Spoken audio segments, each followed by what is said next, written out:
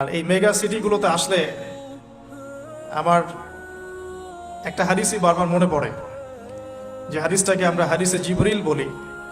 যদিও আজকে আমি হাদিসে জিবরিল নিয়ে আলোচনা করছি না। এই হাদিসে জিবরিলের মধ্যে জিবরাইল আলাইহিস সালাম মানুষের রূপ ধরে জনগণের সামনে নবী সাল্লাল্লাহু আলাইহি ওয়াসাল্লামের কাছে এসে হাঁটুর সাথে হাঁটু লাগিয়ে বসে 4টা প্রশ্ন করেছিলেন। তার প্রথম প্রশ্নটা ছিল যে ইসলাম কাকে বলে, ঈমান কাকে বলে, ইহসান কাকে বলে এবং কিয়ামত কবে হবে। চতুর্থ প্রশ্নের উত্তরে নবী সাল্লাল্লাহু আলাইহি ওয়াসাল্লাম বলেছিলেন, মাল মাসউলু আনহা বিআ'লামা মিনাস সাইল। যে বিষয়ে জানতে চেয়েছেন এ বিষয়ে প্রশ্নকারী উত্তরদাতার চেয়ে বেশি জানে না, বা উত্তরদাতা প্রশ্নকারীর চেয়ে বেশি জানে না। মানে কেউই জানে না এক্স্যাক্টলি কখন কিয়ামত হবে। তখন তিনি পঞ্চম প্রশ্ন করেছেন। জিবরাইল আলাইহিস সালাম বলেছিলেন যে ফাআখবিরনি আন আমারাতিহা, তাহলে কিছু আলামত বলে দিন। তো নবী সাল্লাল্লাহু আলাইহি ওয়াসাল্লাম দীর্ঘ 23 বছরের এই নববী জীবনে অনেক আলামতই বলেছেন। এই হাদিসে গিয়ে তিনি মাত্র 2টো আলামত বলেছেন। এক, আন তালিদাল আমাতু রাব্বাতুহা, যখন দেখবে দাসী তার মনিবকে জন্ম দিচ্ছে। দাসী তার মনিবকে জন্ম দেওয়ার অর্থ হচ্ছে সমাজে ন্যায় অন্যায়, হক বাতিল, সত্য মিথ্যা, ভালো মন্দের মানদণ্ড উল্টে যাবে। কারণ দাসী কখনো মনিবকে জন্ম দেয় না, এটা উল্টা বোঝানো হচ্ছে। আর আমরা এখন আখিরুজ্জামান নিয়ে স্টাডি করলে তাই দেখি। এ যুগে সত্য মিথ্যা হয়ে যাচ্ছে, মিথ্যা সত্য, হক বাতিল হয়ে যাচ্ছে, বাতিল হক হয়ে যাচ্ছে, ন্যায় অন্যায় হয়ে যাচ্ছে, অন্যায় ন্যায় হয়ে যাচ্ছে। হক এবং বাতিলের চিরায়ত মানদণ্ড যে কোরআন এবং হাদিস, আল্লাহ রাব্বুল আলামিনের ঐশী গ্রন্থ, এই কনসেপ্টটাই বেশিরভাগ মানুষ গ্রহণ করতে চাচ্ছে না। এর আরো ব্যাখ্যা হতে পারে, দাসী সত্যি সত্যি মনিবকে জন্ম দিতে পারে, যেটার জন্য আমরা যদি সিঙ্গাপুরের মতো কান্ট্রির দিকে তাকাই তাহলে বুঝতে পারবো কিভাবে দাসী তার মনিবকে জন্ম দিচ্ছে। আমি আজকে ব্যাখ্যা করছি। আরেকটা অর্থ হতে পারে সত্যি সত্যি পিতামাতার সাথে দাস দাসীর মতো আচরণ করা হবে। বর্তমান সমাজে কিন্তু এটাও হচ্ছে। আরেকটা আলামত নবী সাল্লাল্লাহু আলাইহি ওয়াসাল্লাম বলেছিলেন এই হাদিসে, আন তারাল হুফাতাল উরাতাল আলাতা রিয়া আশ-শাই ইয়াতাতাওয়ালুনা ফিল বুনিয়ান, যখন তুমি দেখবে সমাজের সবচেয়ে নিম্ন শ্রেণীর, নগ্ন পায়ের, খালি গায়ের, রাখাল শ্রেণীর মানুষেরা উঁচু উঁচু অট্টালিকা নির্মাণের প্রতিযোগিতায় ব্যস্ত থাকবে, ফান্তাজিরিস সাআ, তখন কিয়ামতের অপেক্ষা করতে থাকো। বর্তমান বিশ্বকে এই হাদিসের আলোকে ব্যাখ্যা করার কোনো অবকাশই নাই। এখানে শিক্ষিত মহল সবাই জানে কি হচ্ছে এখন বিশ্বে। যাই হোক, তো ভাবছি কি নিয়ে কথা বলবো। তো তখন ভাবলাম আপনাদের সাথে আজকে একটু গল্প করব। আজকে গল্পটা হচ্ছে কোরআনের পাতা থেকে, কোরআনের যে পৃষ্ঠাগুলো আছে এই পৃষ্ঠাগুলো থেকে কয়েকজন মহামানব সম্পর্কে আলোচনা করবো ইনশাআল্লাহ। এই আলোচনাটা জরুরি এই কারণে যে আমরা বেশিরভাগ মানুষ এই ফার্স্ট লেন অফ লাইফের মধ্যে এসে গতানুগতিক জীবনে অভ্যস্ত হয়ে পড়েছে। গতানুগতিক কেমন? আমরা জন্ম নিব, কোথাও পড়াশোনা করব, পড়াশোনাটা হতে পারে সেকুলার পড়াশোনা, হতে পারে এথিস্ট পড়াশোনা, হতে পারে ইসলামিক পড়াশোনা। এরপরে আমরা আমাদের শৈশব কাটাবো খেলতামাশার মধ্য দিয়ে, কৈশোরে যাব। আর কৈশোর মানে এখন কিশোর গ্যাং। আপনারা হয়তো অনলাইনের মধ্যে সবাই জানেন বিষয়গুলো। সব দেশের পরিস্থিতি একরকম নয়, তবে আমি আমার পরিবেশ থেকে কথা বলছি। এরপরে আমরা যৌবনে যাই, আর যৌবনে গিয়ে আমরা আমাদের নিজেদেরকেই বিশ্বের সবকিছু মনে করি, দুনিয়ার সবকিছু আমরাই। এই যৌবনকালটাকে আমরা বেশিরভাগ যুবকই আল্লাহ পাকের পথে উৎসর্গ করার মানসিকতা রাখি না। আমরা আনন্দ ফুর্তি, খেলতামাশা, হারাম অ্যাফেয়ার্স, মাদকদ্রব্য, কোনো কোনো সময় পলিটিক্যাল অ্যাফেয়ার্স, এইসবে ব্যস্ত হয়ে থাকি। যৌবনটা আমরা এভাবে নষ্ট করি বেশিরভাগ মানুষ। এরপরে আমরা চলে যাই জব সেকশনে। বিবাহ শাদী করার পরে রেসপন্সিবিলিটি আসে, জবে ঢুকি, জব করি, স্ত্রী সন্তান হয়, তাদেরকে ভরণ পোষণ দিতে হয়। আল্লাহকে ডাকার সময়টা খুব একটা হয়ে ওঠে না। শেষ বয়সে গিয়ে ফিকির হয় যে আমার জীবন থেকে 40-50 ইয়ার্স চলে গেছে, now I should you turn towards আল্লাহ সুবহানাহু ওয়া তাআলা। ব্যাস, তখন আমি চিন্তা করে একটা চিল্লা দিব, একটা উমরা করবো বা একটা হজ করব, এবং আমি আমার সমস্ত সিন থেকে মুক্ত হয়ে যাব। আমরা একটা গতানুগতিক লাইফস্টাইলে অভ্যস্ত হয়ে গেছে। সকাল থেকে শুরু করে রাত পর্যন্ত ম্যাক্সিমাম মানুষের চিন্তা এখন বস্তুবাদিতা। বস্তুবাদিতা মানে ম্যাটেরিয়ালিজম, মানে দুনিয়া দুনিয়া এবং দুনিয়া। মানে কি করলে আমার দুনিয়াতে ভালো হবে, কি করলে আমার খাবারটা ভালো হবে, বাড়িটা ভালো হবে, রিজিকটা ভালো হবে, আমার স্ত্রী সন্তান একটু ভালো থাকবে। এই যে চিন্তাগুলো, আল্লাহ এবং তার রাসূলকে অ্যাভয়েড করে এই যে চিন্তাগুলো, এই চিন্তাটাকে আমরা বলি বস্তুবাদিতা, ম্যাটেরিয়ালিজম। দেখবেন গতানুগতিক লাইফস্টাইলে এখন এই পৃথিবীর বেশিরভাগ মানুষ বস্তুবাদী। এটা দেখার জন্য, বোঝার জন্য জাস্ট আপনার হৃদয়ের চোখ, হৃদয়ের কান, হৃদয়ের ইন্দ্রিয়গুলো একটু উন্মুক্ত করতে হবে। আর হৃদয়ের চোখ, হৃদয়ের কান উন্মুক্ত হবে তখনই যখন আমরা আল্লাহ এবং তার রাসূলের সামনে আত্মসমর্পণ করব, তার আগে নয়। তো বেশিরভাগ মানুষ বস্তুবাদিতায় লিপ্ত থাকে।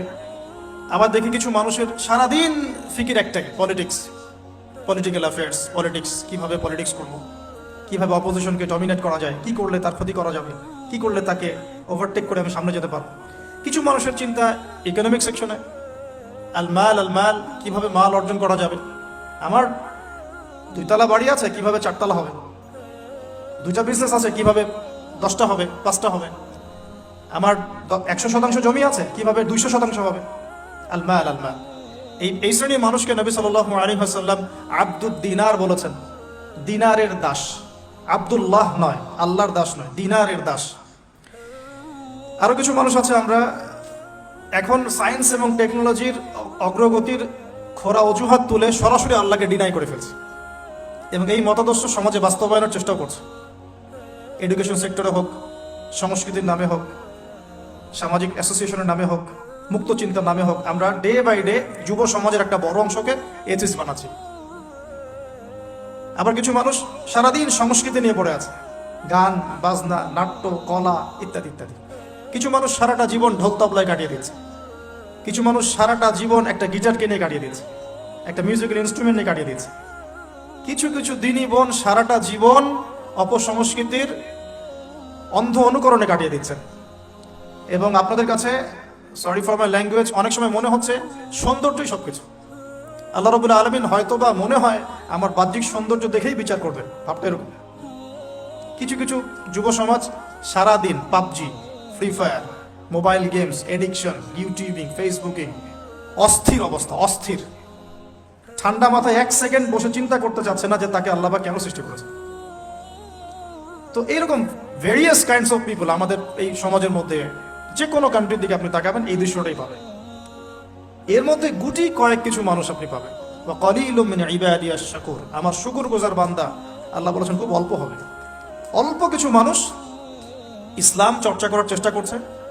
আমি ওই সেন্সে কথা বলছি না যে সারা বিশ্বে 200 কোটি মুসলিম, 300 কোটি মুসলিম, 500 কোটি মুসলিম, বাংলাদেশে 90% মুসলিম, এই ধরনের গতানুগতিক পরিসংখ্যানে আমি বিশ্বাস করি না। যখন ইসলামের ডেফিনেশনটা আপনি আজকে বুঝে যাবেন বাসায়, তখন আপনি নিজেও চিন্তা করবেন যে আসলে আমরা মুসলিম আছি কিনা। সংখ্যা তো বসিয়ে দিলাম 90% মুসলিম, ঠিক আছে। তো গুটি কয়েক কিছু মানুষ আল্লাহর পরোয়া করেন, তার রাসূলের পরোয়া করেন, তার কিতাবের প্রতি সম্মান প্রদর্শন করেন। এই মানুষগুলোর মধ্যে কয়েকটা ভাগ আছে। এক ভাগ মানুষ পরিপূর্ণ মুমিন, মাশাআল্লাহ, আমরা দোয়া করি আল্লাহ পাক তাদের সংখ্যা বাড়িয়ে দেন। এক ভাগ মানুষ আছেন পরিপূর্ণ মুসলিম, উদখুলু ফিস-সিলমি কাফার উপর আমল করে, অর্থাৎ তোমরা পরিপূর্ণরূপে ইসলামে প্রবেশ করো, এই আয়াতের উপর তারা আমল করে। এক শ্রেণীর মানুষ আছেন মুযাবযাবিনা বাইনাহুম, মানে ডান বামের মাঝখানে থাকেন, যখন স্রোত যেদিকে সেদিকে ফ্লো। এবং এর মধ্যে কিছু দাড়ি টুপিওয়ালা মানুষও আছে, যেদিকে ফ্লো সেদিকে কথা, যেদিকে ফ্লো সেদিকে অ্যাক্টিভিটিস, তার নিজস্ব একটা স্বতন্ত্র অবস্থান নাই, এটাই হক, এরকম একটা অবস্থান নাই। কিছু মানুষ আছেন আল্লাহ এবং তার রাসূলকে বিশ্বাস করেন, কিন্তু কাজ করতে গিয়ে কবিরা গুনাহে লিপ্ত হচ্ছে, সুদ খাচ্ছে, মদ খাচ্ছে, জেনা করছে, পরকীয়ায় লিপ্ত হচ্ছে, হারাম অ্যাফেয়ার্সে আছে, নোংরা মুভিজ দেখছে, আস্তাগফিরুল্লাহ। কিছু মানুষ আছেন পার্ট টাইম মুসলিম, শুক্রবারে আপনি তাদেরকে পাবেন, ঈদের দিনে পাবেন, কোন একটা কনফারেন্সে পাবেন, আপনি 5 ওয়াক্ত নামাজে পাবেন না। আপনি এর মধ্যে পাবেন কিছু প্রোটেস্ট্যান্ট মুসলিম। প্রোটেস্ট্যান্ট কেমন? কালিমা তো পড়েছি, লা ইলাহা ইল্লাল্লাহ, আল্লাহ মাফ করে দিবি, এই যে চিন্তা মাথায় বসিয়ে নিয়েছে, সে আমলকে ইমানের অংশ মনে করছে না। কালিমা একদিন পড়েছি, লা ইলাহা ইল্লাল্লাহ মুহাম্মাদুর রাসূলুল্লাহ, বাস আমি জান্নাতে চলে যাব। Protestant version of Islam. এরকম অনেক ভার্সন আছে ইসলামের মধ্যেই। কেউ আছে সুবিধাবাদী মুসলিম, কেউ ফাসিক মুসলিম, কেউ জালেম মুসলিম, কেউ হচ্ছে মোনাফেক টাইপের, কেউ প্রোটেস্ট্যান্ট। খাঁটি আল্লাহর বান্দা, খাঁটি মুমিন, খাঁটি মুসলিম, এই মানুষগুলোকে মোটিভেট করার জন্য আজকের টপিক। আসুন কিছু মহামানবের গল্প শুনি। শুরু করতে চাই আমাদের আদি পিতা আদম আলাইহিস সালামকে দিয়ে। কেন এত বড় লম্বা ভূমিকা দিলাম? কারণ আমরা কেউ প্রোটেস্ট্যান্ট মুসলিম থাকতে চাই না। আমরা পরিপূর্ণ কোরআন এবং সুন্নাহ অনুসরণ করতে চাই। পরিপূর্ণ কোরআন এবং সুন্নাহ আমার ব্যক্তি জীবন, আমার পারিবারিক জীবন, আমার অর্থনৈতিক জীবন, আমার সামাজিক জীবন, ইনশাআল্লাহ আল্লাহ যদি তৌফিক দান করেন আমার পলিটিক্যাল লাইফেও থাকবে ইনশাআল্লাহ। এই কনসেপ্টের নাম ইসলাম। এই কনসেপ্টকে ডিনাই করলেই মুনাফিক হয়ে যাবে। কেউ মানতে পারুক বা না পারুক এটা পরের ইস্যু, কিন্তু আগে আমার আকীদা ঠিক করতে হবে, ইসলাম এটা। এখন আমি প্রথমে শুরু করব আমার ব্যক্তিগত জীবন থেকে। আমি সালাত দিয়ে স্টার্ট করব, আমি সওম রাখবো, বেশি বেশি নফল ইবাদত করব, কোরআন তেলাওয়াত করব, দান সাদাকা করব, ভালো কাজে অংশ নিব, সৎ কাজে আদেশ করব, অসৎ কাজে নিষেধ করব। আমি আমার ব্যক্তি জীবনটাকে ইসলামাইজড করব সবার আগে। আমি সবার আগে বড় স্তরে যাব না, এটাই সুন্নাহ। এরপরে আমার একটা পরিবার আছে। আমার পরিবার, আমার মা, আমার বাবা, আমার স্ত্রী, সন্তান, সবাইকে নিয়ে পরিবার। তাদেরকে ইসলামের মধ্যে রাখার দায়িত্বটা আমার। আমার সমাজ আছে, সমাজে আমি যতটুকু পারি ইসলামকে ইম্পোর্স করব। ইকোনমিক সেকশনে গিয়ে আমি হালাল হারামের পরোয়া করব না, এমন মানুষ হব না। আমি সেখানে হালাল খাবো, হারাম থেকে দূরে থাকবো। যদি আল্লাহ পাক আমাকে পলিটিক্যাল ক্ষমতা দেন, আমি আমার জায়গা থেকে চেষ্টা করব ইসলামকে ইম্পোজ করার জন্য। অ্যাটলিস্ট কুফর, শিরক এবং তাগুতকে এস্টাবলিশ করবো না। কিছু করতে পারি না পারি, অ্যাটলিস্ট কুফর, শিরক এবং তাগুতকে এস্টাবলিশ করবো না। মোটা দাগে কথা বললে অনেক হার্ড কথা হয়ে যায়। পুরো ওয়ার্ল্ডের গ্লোবাল অ্যাফেয়ার্সই এখন তাগুতের উপরই আছে। আপনি কত বড় সংস্থার নাম নেবেন, world bank, IMF, United Nations, কোনো অ্যাসোসিয়েশনের মধ্যে 100% কেন 10% ইসলাম নাই। তো এখন আমাদের করণীয়, নিজের ব্যক্তি জীবন থেকে যখন ইসলাম বিদায় নিচ্ছে তখন ওই লেভেলে কথা বলাই তো আমার জন্য দুষ্কর। এটা তো অপরাধ, আমার জন্যই অপরাধ। তো আমাদের ফার্স্ট অফ অল স্টার্ট করতে হবে ব্যক্তি জীবন থেকেই, দেন পরিবার, সমাজ, গ্র্যাজুয়ালি উই উইল অ্যাডভান্স ইনশাআল্লাহ তাআলা। এখন আকীদাকে স্পষ্ট করলাম। আল্লাহ পাক সূরা মুলকের মধ্যে একটা কথা বলছেন, এই আয়াতটা থেকে আমি সামনে যাচ্ছি। আল্লাহ পাক, আপনারা সবাই সূরা মুলক আজকে তেলাওয়াত করবেন বাসায় গিয়ে, কারণ রাতের বেলা সূরা মুলক পড়াটা কিন্তু সুন্নাহ। এখানে আল্লাহ রাব্বুল আলামিন একটা কথা বলেছেন, তাবারাকাল্লাযী বিয়াদিহিল মুলক ওয়া হুয়া আলা কুল্লি শাইইন কাদির। আল্লাহ পাকের হাতেই রাজত্ব, কর্তৃত্ব, তিনি সমস্ত বিষয়ের উপর কর্তৃত্বশীল। আল্লাযী খালাকাল মাউতা ওয়াল হায়াতা, যিনি মৃত্যু এবং জীবন সৃষ্টি করেছেন। কি রিজনে, কি কারণে? লিয়াবলুয়াকুম আইয়ুকুম আহসানু আমালা। আল্লাহ পাক দেখতে চান আমাদের মধ্যে আমলে আহসানকে। অনেক লেকচারে আমি আহসান শব্দটার অ্যাপ্রোপ্রিয়েট ব্যাখ্যা পাইনি স্কলারদের কাছে, লেকচারারদের কাছে। হাসান শব্দটার সুপারলেটিভ ফর্ম হচ্ছে আহসান। হাসান মানে হচ্ছে ভালো, উত্তম, ভালো, খাবারটা ভালো। আহসান খাবারটা অনেক বেশি ভালো। হাসান মানে উত্তম, আহসান অনেক বেশি উত্তম। বলি আমরা কবির মানে বড়, আকবার সবচেয়ে বড়, সগীর মানে ছোট, আসগর মানে সবচেয়ে ছোট। এটাকে বলা হয় ইসমে তাফজিলের সিগা, মানে সুপারলেটিভ ফর্ম ইংরেজিতে আমরা যেটা বলি। তো আল্লাহ পাক এই আয়াতে একটু খেয়াল করে দেখেন, আল্লাহ পাক কিন্তু আমাদেরকে গতানুগতিক মুসলিম হিসেবে দেখতে চাচ্ছেন না। আল্লাহ পাক বলছেন, আমি দেখতে চাই তোমাদের মধ্যে আমলে আহসানকে।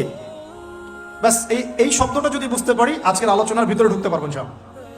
আমি কি আহসানটা বোঝাতে পেরেছি? আল্লাহ পাক দেখতে চান না আমাদের মধ্যে আমলে, আকীদায়, ইমানে, তাকওয়ায়, এগুলোতে গতানুগতিক কে। আল্লাহ পাক দেখতে চান আমাদের মধ্যে আমলে বেস্ট কে, শ্রেষ্ঠটাকে। এখন কোরআনের পাতাগুলো যদি ঘেটে আমরা শেষ করি, একটা খতম দিই একটা মাসে, চেষ্টা করবেন 1 মাসে 1 খতম দেওয়ার জন্য, আল্লাহ তৌফিক দান করুন। প্রতিদিন 1 পারা করে পড়লে 1 মাসে 1 খতম হয়ে যায়। আর বছরে অন্তত 1 বার পুরো কোরআনটা অর্থসহ পড়তে হবে, পারা যাবে ইনশাআল্লাহ। বছরে অন্তত 1 বার পুরো কোরআনটাকে অর্থসহ আমরা পড়ার চেষ্টা করি। এই পাতাগুলো যদি আমরা উল্টাই তাহলে দেখব কোরআনের মধ্যে আল্লাহ রাব্বুল আলামিন কাফেরদের কথা বলেছেন, জালেমদের কথা বলেছেন, ফাসিকদের কথা বলেছেন, মুত্তাকি মুমিন মুসলিমদের কথা বলেছেন। এবং আল্লাহ পাক যে শব্দটা চাচ্ছেন আমাদের কাছে আহসান, এই আহসান কিছু মানুষের কথা আল্লাহ পাক কোরআনে বলেছেন। আজকে ওইটাই গল্প। সূরাতুল বাকারার আয়াত নাম্বার 207-8, এই দুটো আয়াত একটু পড়ে দেখবেন। আল্লাহ পাক বলছেন, ওয়া মিনান নাস, বা'দা আউযু বিল্লাহি মিনাশ শাইতানির রাজীম, ওয়া মিনান নাস, আল্লাহ বলছেন মানুষের মধ্যে কিছু মানুষ আছে, সবাই না। ওয়া মিনান নাস, মানুষের মধ্যে কিছু মানুষ আছে যারা কিনা মাইয়াশরি নাফসাহু বিতিগা মারদাতিল্লাহ, যেই মানুষগুলো আল্লাহ পাকের সন্তুষ্টির জন্য তাদের নফসটাকে বিক্রি করে দিয়েছে। সুবহানাল্লাহ।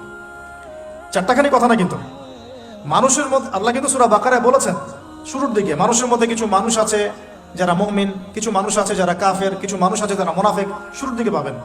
এখানে আল্লাহ পাক বলছেন মানুষের মধ্যে কিছু মানুষ আছে যারা তাদের নফসটাকে আল্লাহর সন্তুষ্টির জন্য বিক্রি করে দিয়েছে। সুবহানাল্লাহ। মানে তাদের জীবনের মূল থিমটাই হচ্ছে আল্লাহ পাকের সন্তুষ্টি অর্জন করা। কোনো কিছুকেই তারা আল্লাহ সন্তুষ্টির উপর প্রাধান্য দিবে না। যদি কোটি টাকার অফার আসে হারাম, সে সেটা রিজেক্ট করবে, আল্লাহ নারাজ হবে। একটা সুন্দরী মেয়ে যদি জেনার অফার করে, সে রিজেক্ট করবে, কারণ সে আল্লাহকে ভয় করে। সে আল্লাহ পাকের জমিনের উপরে গায়রুল্লাহ বা কুফফারদের, তাগুতদের কোনো লজ ইমপ্লিমেন্ট করতে পারবে না, কারণ সে আল্লাহকে ভয় করে। সে ইকোনমিক লাইফে হালাল হারামের পরোয়া করে চলবে, কারণ সে আল্লাহকে ভয় করে। সে তার পরিবারে পর্দা এস্টাবলিশ করবে, বিকজ সে আল্লাহকে ভয় করে। মানে মাই ইয়াশরি নাফসাহু ইবতিগা মারদাতিল্লাহ, আল্লাহ পাকের সন্তুষ্টির জন্য নিজের নফসটাকে, জান মাল সবকিছুকে বিলিয়ে দিয়েছে। এই মানুষগুলো সম্পর্কে আল্লাহ বলছেন ওয়াল্লাহু রাউফুম বিল ইবাদ, এই মানুষগুলোর প্রতি আল্লাহ পাক রাউফ হবেন, কোমল নরম সফট হয়ে যাবে। সুবহানাল্লাহ। কোমল নরম সফট মানে কি? কিয়ামতের মাঠে ডাকা হবে, এই গুনাহগুলো করেছিলে? জি আল্লাহ, আমি এই গুনাহগুলো করেছি। আল্লাহ পাক পর্দা দিয়ে দিবেন, পর্দার পরে বলবেন যে দুনিয়াতে তোমার এই গুনাহগুলো আমি গোপন করে রেখেছিলাম, আজকেও সবগুলো গোপন করে দিলাম, জান্নাতে চলে যাও। আল্লাহু রাউফুম বিল ইবাদ, আল্লাহ পাক তার বান্দার প্রতি রাউফ, কোমল হবে। দুনিয়াতে রাউফ কেমন? যে কোনো বিপদ আপদ বালা মুসিবতে সেই ব্যক্তি হাঁটু গেড়ে আল্লাহর কাছে চাবে, আল্লাহ আমার এই সমস্যা, আল্লাহ আমার এই সমস্যা, আল্লাহ আমার এই সমস্যা। আল্লাহু রাউফুম বিল ইবাদ, আল্লাহ পাক ওই বান্দার প্রতি সফট, কোমল হয়ে যাবে। এগুলোর অনেক প্রমাণ আমি আমার জীবনেও পেয়েছি, এগুলো আমি পাবলিকলি বলতে পারবো না, আর আপনি ব্যাখ্যা করতে পারবো না। আর এমন কিছু বিষয় আছে যেগুলো আসলে মানুষকে বলেও বোঝানো যায় না। বড় বড় স্কলারদের কিতাব এখন যখন পড়ি, তারা বলেন কি বলবো, তোমরা তো বুঝবেই না। মানে এমন একটা লেভেলে মানুষ চলে যায় যে ওই লেভেলের কথা সবাইকে বোঝানো যায় না। কিভাবে বলবো, কিভাবে ব্যাখ্যা করব, কোন আবেগ নিয়ে আসবো, কোন শব্দ নিয়ে আসবো, আমি আপনাকে বোঝাতে পারবো না, এরকম একটা অবস্থান থাকে। একজন সাহাবীর নাম বলি, আলী ইবনে আবি তালিব রাদিয়াল্লাহু আনহু। আপনি তার পুরো জীবনী পড়লে তাকে খুব সফট পাবেন, নিজেকে গোপনকারী পাবেন, খুব বেশি উচ্ছ্বাস প্রকাশকারী পাবলিক ফিগার, হ্যাঁ, এই যে আমরা শো অফ, নিজেকে জাহির করা, আপনি পাবেন না তাকে। এবং তিনি শেষ জীবনে কি বলেছেন জানেন? শেষ জীবনে বলেছেন যে জ্ঞান আমি নবী সাল্লাল্লাহু আলাইহি ওয়াসাল্লামের কাছ থেকে পেয়েছি, সেগুলোকে সুষ্ঠুভাবে বন্টন করার মতো কাউকে পেলাম না জীবনে। মানে একটা লেভেল থাকে মানুষের আল্লাহ পাকের মারিফত লাভের, যে লেভেলে গিয়ে মানুষ সবার সাথে আমভাবে কিছু বলতে পারে না। তো আমি ওই লেভেলে কিছু ফিল করছি, কিছু নির্যাস পাচ্ছি যে আমি আপনাকে বুঝাতে পারছি না। যাই হোক, আল্লাহ পাক রাউফ মানে এত সফট হবেন, জীবনের যে কোনো পদে আপনি আল্লাহকে ডাকবেন, আল্লাহ আপনার ডাকে তাৎক্ষণিক সাড়া দেবেন ইনশাআল্লাহ, ইনশাআল্লাহ, ইনশাআল্লাহ আযজা ওয়া জাল। এখন পাতাগুলো ঘাটলে আমরা প্রথম এইরকম কোন মানুষকে পাই যারা নিজের নফসটাকে আল্লাহর জন্য উৎসর্গ করে দিয়েছেন? এক নাম্বার পাচ্ছি আমরা আমাদের আদি পিতা আদম আলাইহিস সালাম। আজকে ডিটেলস আয়াত বাই আয়াত বলার সময় পাচ্ছি না, তবে আমি সামারি বলছি, আপনারা একটু বাসায় পড়ে নেবেন। আদম আলাইহিস সালামকে আল্লাহ রাব্বুল আলামিন নিজের হাত দিয়ে সৃষ্টি করেছেন। সুবহানাল্লাহ। এখন আল্লাহ পাকের হাত কি, কেমন, কিভাবে ব্যাখ্যা করতে পারবো না, এবং এই ব্যাখ্যা করা আমাদের জন্য জরুরি নয়। আল্লাহ পাক যা বলেছেন বাস, কোনো কিছুর সাথে সাদৃশ্যপূর্ণ নয়, কোনো কিছুর এক্সাম্পল তার সাথে শোভনীয় হবে না। জাস্ট আল্লাহ পাক বলেছেন খালাকতু বিয়াদাই, আমি আদমকে সৃষ্টি করেছি আমার দুই হাত দিয়ে, বাস এই পর্যন্ত ফুল স্টপ। এগুলো হচ্ছে কোরআন সুন্নাহর কিছু মূলনীতি। আল্লাহ পাক বলেছেন আর রহমান আলাল আরশ ইস্তাওয়া, রহমান আরশের উপরে সমুন্নত, কোন হালতে কি অবস্থায় আছেন ব্যাখ্যা করতে পারবো না, দরকার নাই, ফুল স্টপ। আদম আলাইহিস সালামকে সবচেয়ে বড় যে নেয়ামত আল্লাহ পাক দিয়েছেন সেটা হলো আদম আলাইহিস সালামকে আল্লাহ পাক তার পক্ষ থেকে ইলম শিক্ষা দিয়েছেন। সুবহানাল্লাহ। আল্লাহ পাক প্রথমেই তাকে সৃষ্টি করে ফেরেশতাদেরকে দিয়ে সিজদা করার নাই, আল্লাহ পাক তাকে আগে জ্ঞান শিক্ষা দিয়েছেন। সূরা বাকারা শুরুর দিকে আছে ওয়া আল্লামাল আদামা আসমাআ কুল্লাহা, আমি আদমকে যত রকম জ্ঞান আছে, আসমাআ কুল্লাহা মানে যত রকম নাম এবং জ্ঞান আছে সবই শিখিয়েছি আদম আলাইহিস সালামকে। উম্মাহ আজকে পিছিয়ে পড়েছে আদম আলাইহিস সালাম এই মহামানবের জ্ঞানতাত্ত্বিক সুন্নত না নিয়ে। আজকে আমরা লেকচার শুনতে চাই, ইউটিউব ফেসবুক থেকে দিন শিখতে চাই, আমরা জ্ঞান অর্জন করতে চাই না।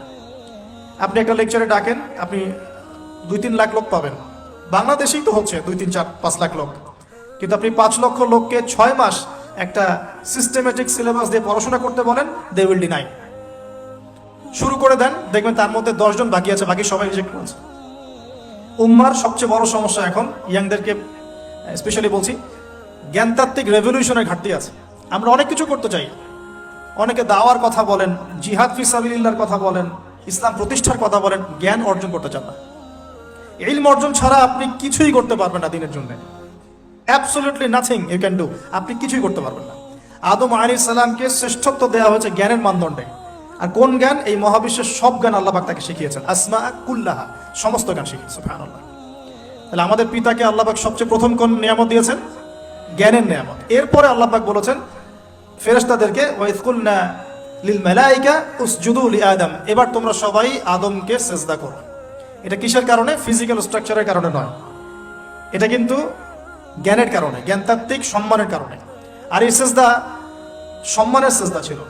এরপর আমরা জানি যে আদম আলাইহিস সালামকে জান্নাতে রাখা হয়েছে। সেখানে ওই যে ফেরেশতাদের মধ্যে লুকিয়ে থাকা জিন, যার নাম ইবলিস, সে সিজদা করে নাই। ইবলিস কিন্তু ফেরেশতা ছিল না, এটা ভুল কথা। ইবলিস কানা মিনাল জিন্নি ফাফাসাকা আন আমরি রাব্বিহ, ইবলিস ছিল জিন জাতির একজন যে তার রবের আদেশকে লঙ্ঘন করেছিল। ইবলিস ফেরেশতা ছিল না, এটা ভুল কনসেপ্ট। এমন না সে ফেরেশতা ছিল পরে শয়তান হয়ে গেছে, না, সে কখনোই ফেরেশতা ছিল না, সে জিন জাতির একজন ছিল। বিকজ এই পৃথিবীতে মানুষের আগে জিন জাতির অবস্থান ছিল। এর পূর্বে হয়তো আরো কিছু ছিল, আমরা জানি না, আল্লাহ পাক গোপন করে দিয়েছেন, আমরা জানি না। এখন ইবলিস সিজদা করেনি কেন? বিকজ সে বলেছিল খলাকতানি মিন নার ওয়া খলাকতাহু মিন তিন, আমাকে সৃষ্টি করেছেন আপনি আগুন দিয়ে, আদমকে সৃষ্টি করেছেন মাটি দিয়ে, কেন আমি আদমকে সিজদা করব? সে আদমকে সিজদা না করে এটা প্রমাণ করতে চাচ্ছে যে আল্লাহ আপনি ভুল, আমি সঠিক। নাউজুবিল্লাহ।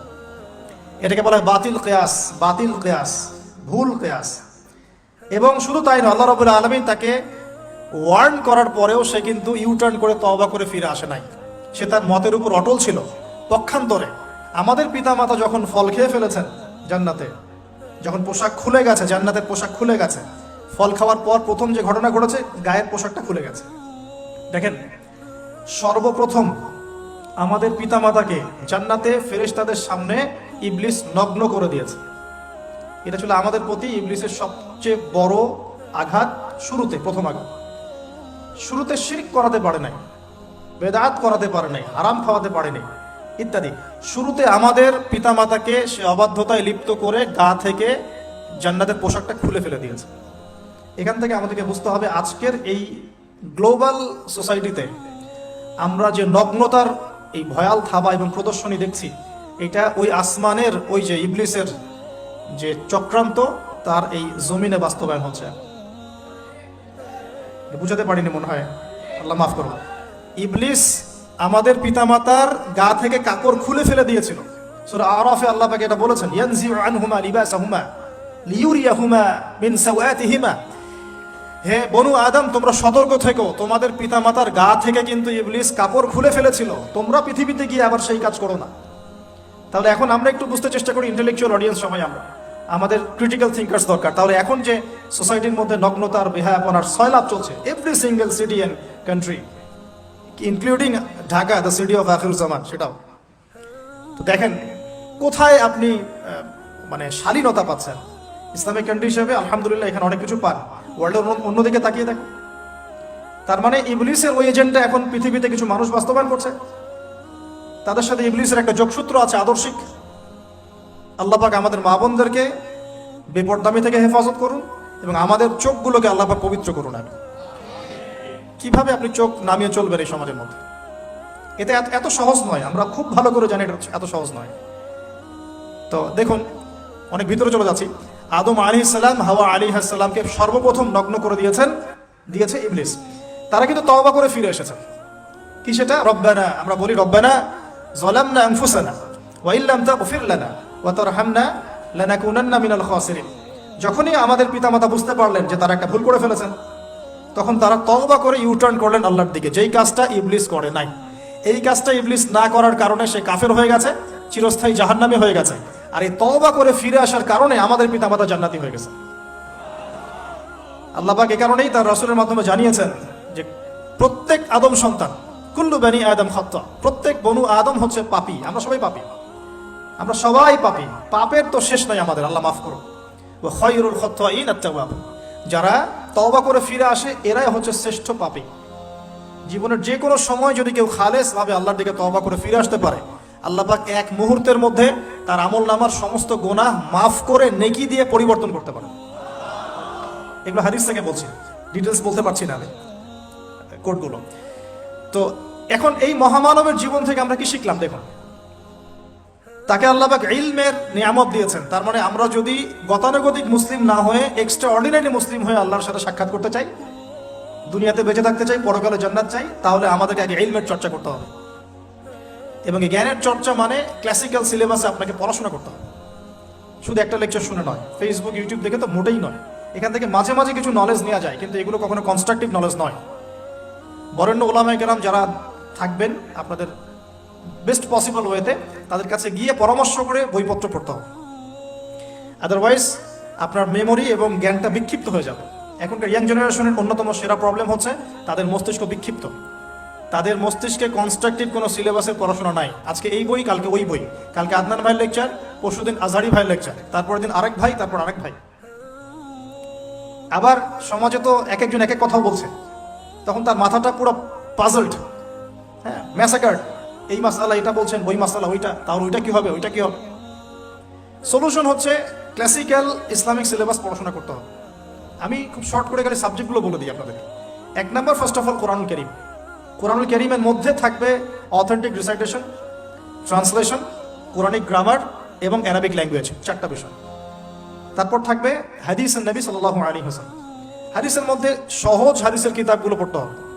ফর এক্সাম্পল মিশকাতুল মাসাবিহ, রিয়াদুস সালিহিন, বুলুগুল মারাম, আপনার ফাইজুল কালাম, হাদিস আরবাঈন, এরকম কিতাবগুলো আগে, তারপরে আস্তে আস্তে আস্তে আপনি কঠিন কিতাবের দিকে যাবেন। তবে এগুলো ওস্তাদ ছাড়া হয় না। এরপর দরকার হচ্ছে সিরাত, নবী সাল্লাল্লাহু আলাইহি ওয়াসাল্লামের পবিত্র জীবনী। এই জীবনী যার জানা নাই, সে তার জীবনটাকে রাসূলের সিরাতের আলোকে মেলাতে পারবে না। এবং দ্বীন ইসলাম নিয়ে কিছু করতে চাইলে রাসূলের সিরাতের সুন্নাহ মাফিক করতে পারবে না। এরপর দরকার ইকোনমিক্সের জ্ঞান, ইসলামিক ইকোনমিক্স অবশ্যই। তারপরে দরকার হচ্ছে ইসলামিক ইতিহাসের জ্ঞান, ফিকহের জ্ঞান, আকীদার জ্ঞান, উসুলের জ্ঞান। এভাবে একটা কনস্ট্রাকটিভ সিলেবাস দাঁড়ায়। তারপরে গিয়ে একজন মানুষের জ্ঞানটা পাকাপোক্ত হবে।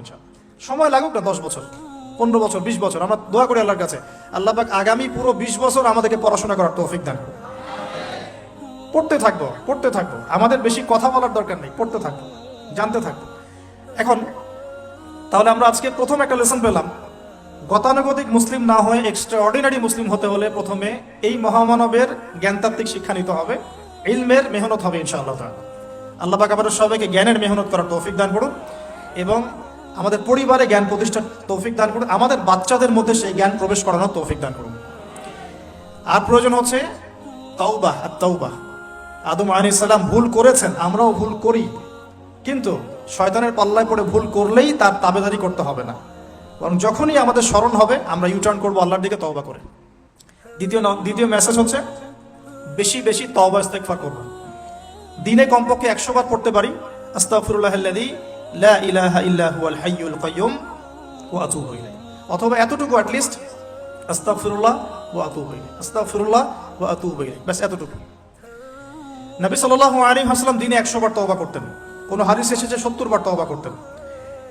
এরপর একটু সামনে যাই, কোরআনের পাতা উল্টালে দেখবো আরেকজন নবীর নাম আসে, আরেকজন মহামানবের নাম, তার নাম হচ্ছে নূহ আলাইহিস সালাম। এই মানুষগুলো যাদের কথা বলছি তারা কিন্তু কেউ গতানুগতিক মুসলিম ছিলেন না, ছিলেন, তারা এক্সট্রা অর্ডিনারি মুসলিম ছিলেন। আমি তাদের থেকে নলেজ নিচ্ছি। এবার আসি, কোরআনের পাতা একটু সামনে গেলে দেখবো আরেকজন নবীর নাম চলে আসে, নূহ আলাইহিস সালাম। নাম শুনেছেন? সামারি 950 বছর দিনের দাওয়াত দিয়েছেন। সুবহান। এক্সট্রা অর্ডিনারি মুসলিম হতে হলে আমাদেরকে দাওয়াতি কাজ করতে হবে, তার আগে হচ্ছে জ্ঞান অর্জন করতে হবে। এই দাওয়াতি কাজটা হবে মধ্যম পন্থায়, শৈথিল্যতাবাদ না, চরমপন্থা না, মধ্যমপন্থী থাকবো ইনশাআল্লাহ। এখানে অনেক সময় মধ্যমপন্থী থাকতে গিয়ে কিছু মানুষ হিকমতের দোহাই পেরে শৈথিলতাবাদী হয়ে যায়। আমি মনে বুঝাতে পারি না, কিছু মানুষ মধ্যম পন্থার দাওয়াতের কথা বলেও হিকমতের দোহাই দিয়ে কখনো কখনো শৈথিলতাবাদী হয়ে যায়। এটাও ঠিক, ওটাও ঠিক, এটাও চলে, ওটাও চলে, এদিকে চলে আসে। আবার কিছু মানুষ মধ্যম পন্থার কথা বলে অনেক সময় খুব ওভার এগ্রেসিভ পদক্ষেপে চলে যায়। দুটোই উম্মার জন্য ক্ষতিকর।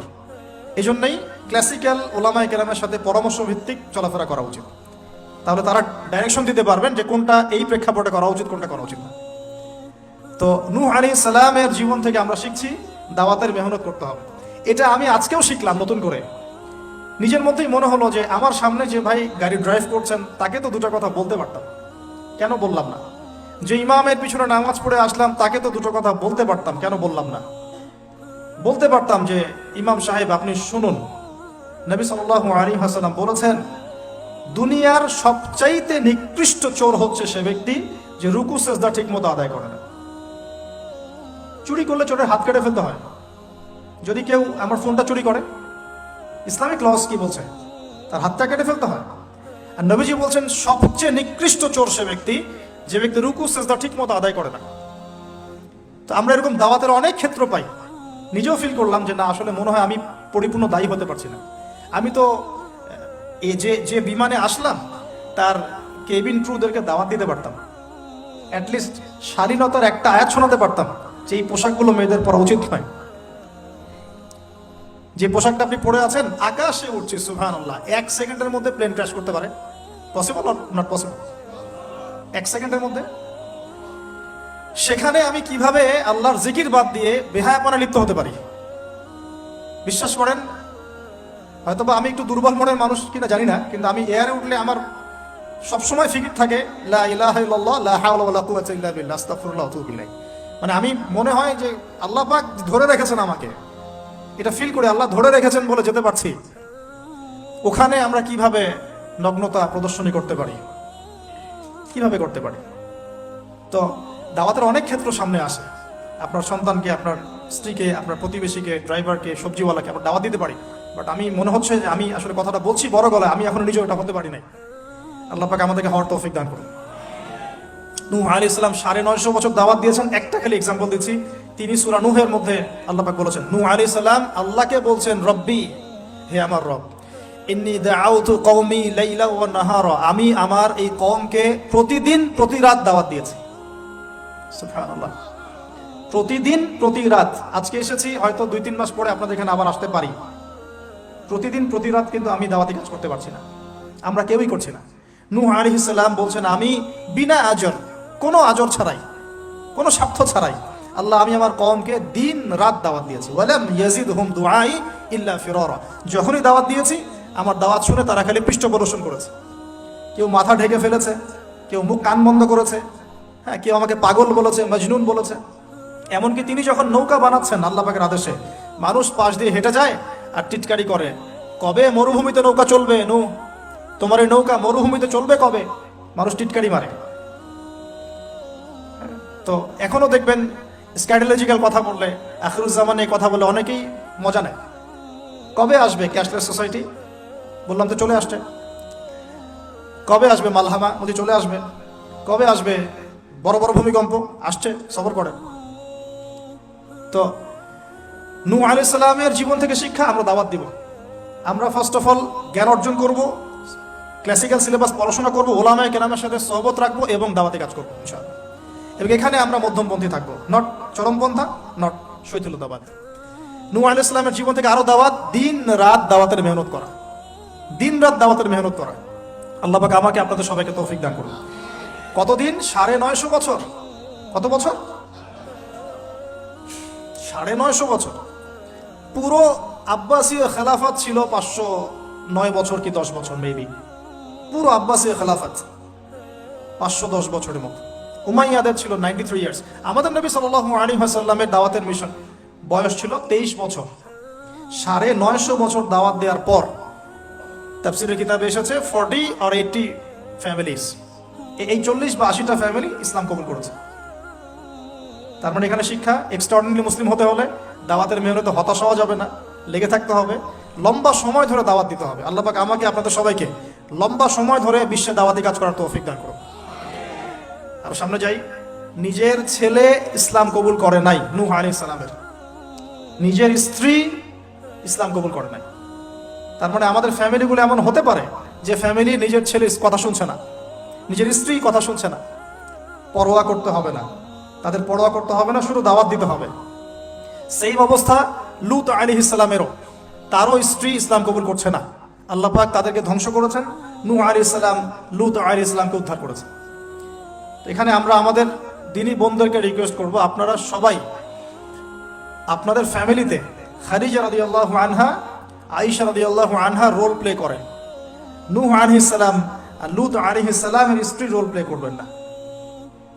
আনফরচুনেটলি এখনকার যে বিজি সিটিজগুলো, মানে যেগুলো আমরা বলি বস্তুবাদী শহরগুলো, ফ্যামিলিগুলো দিন দিন ক্রাশ করছে।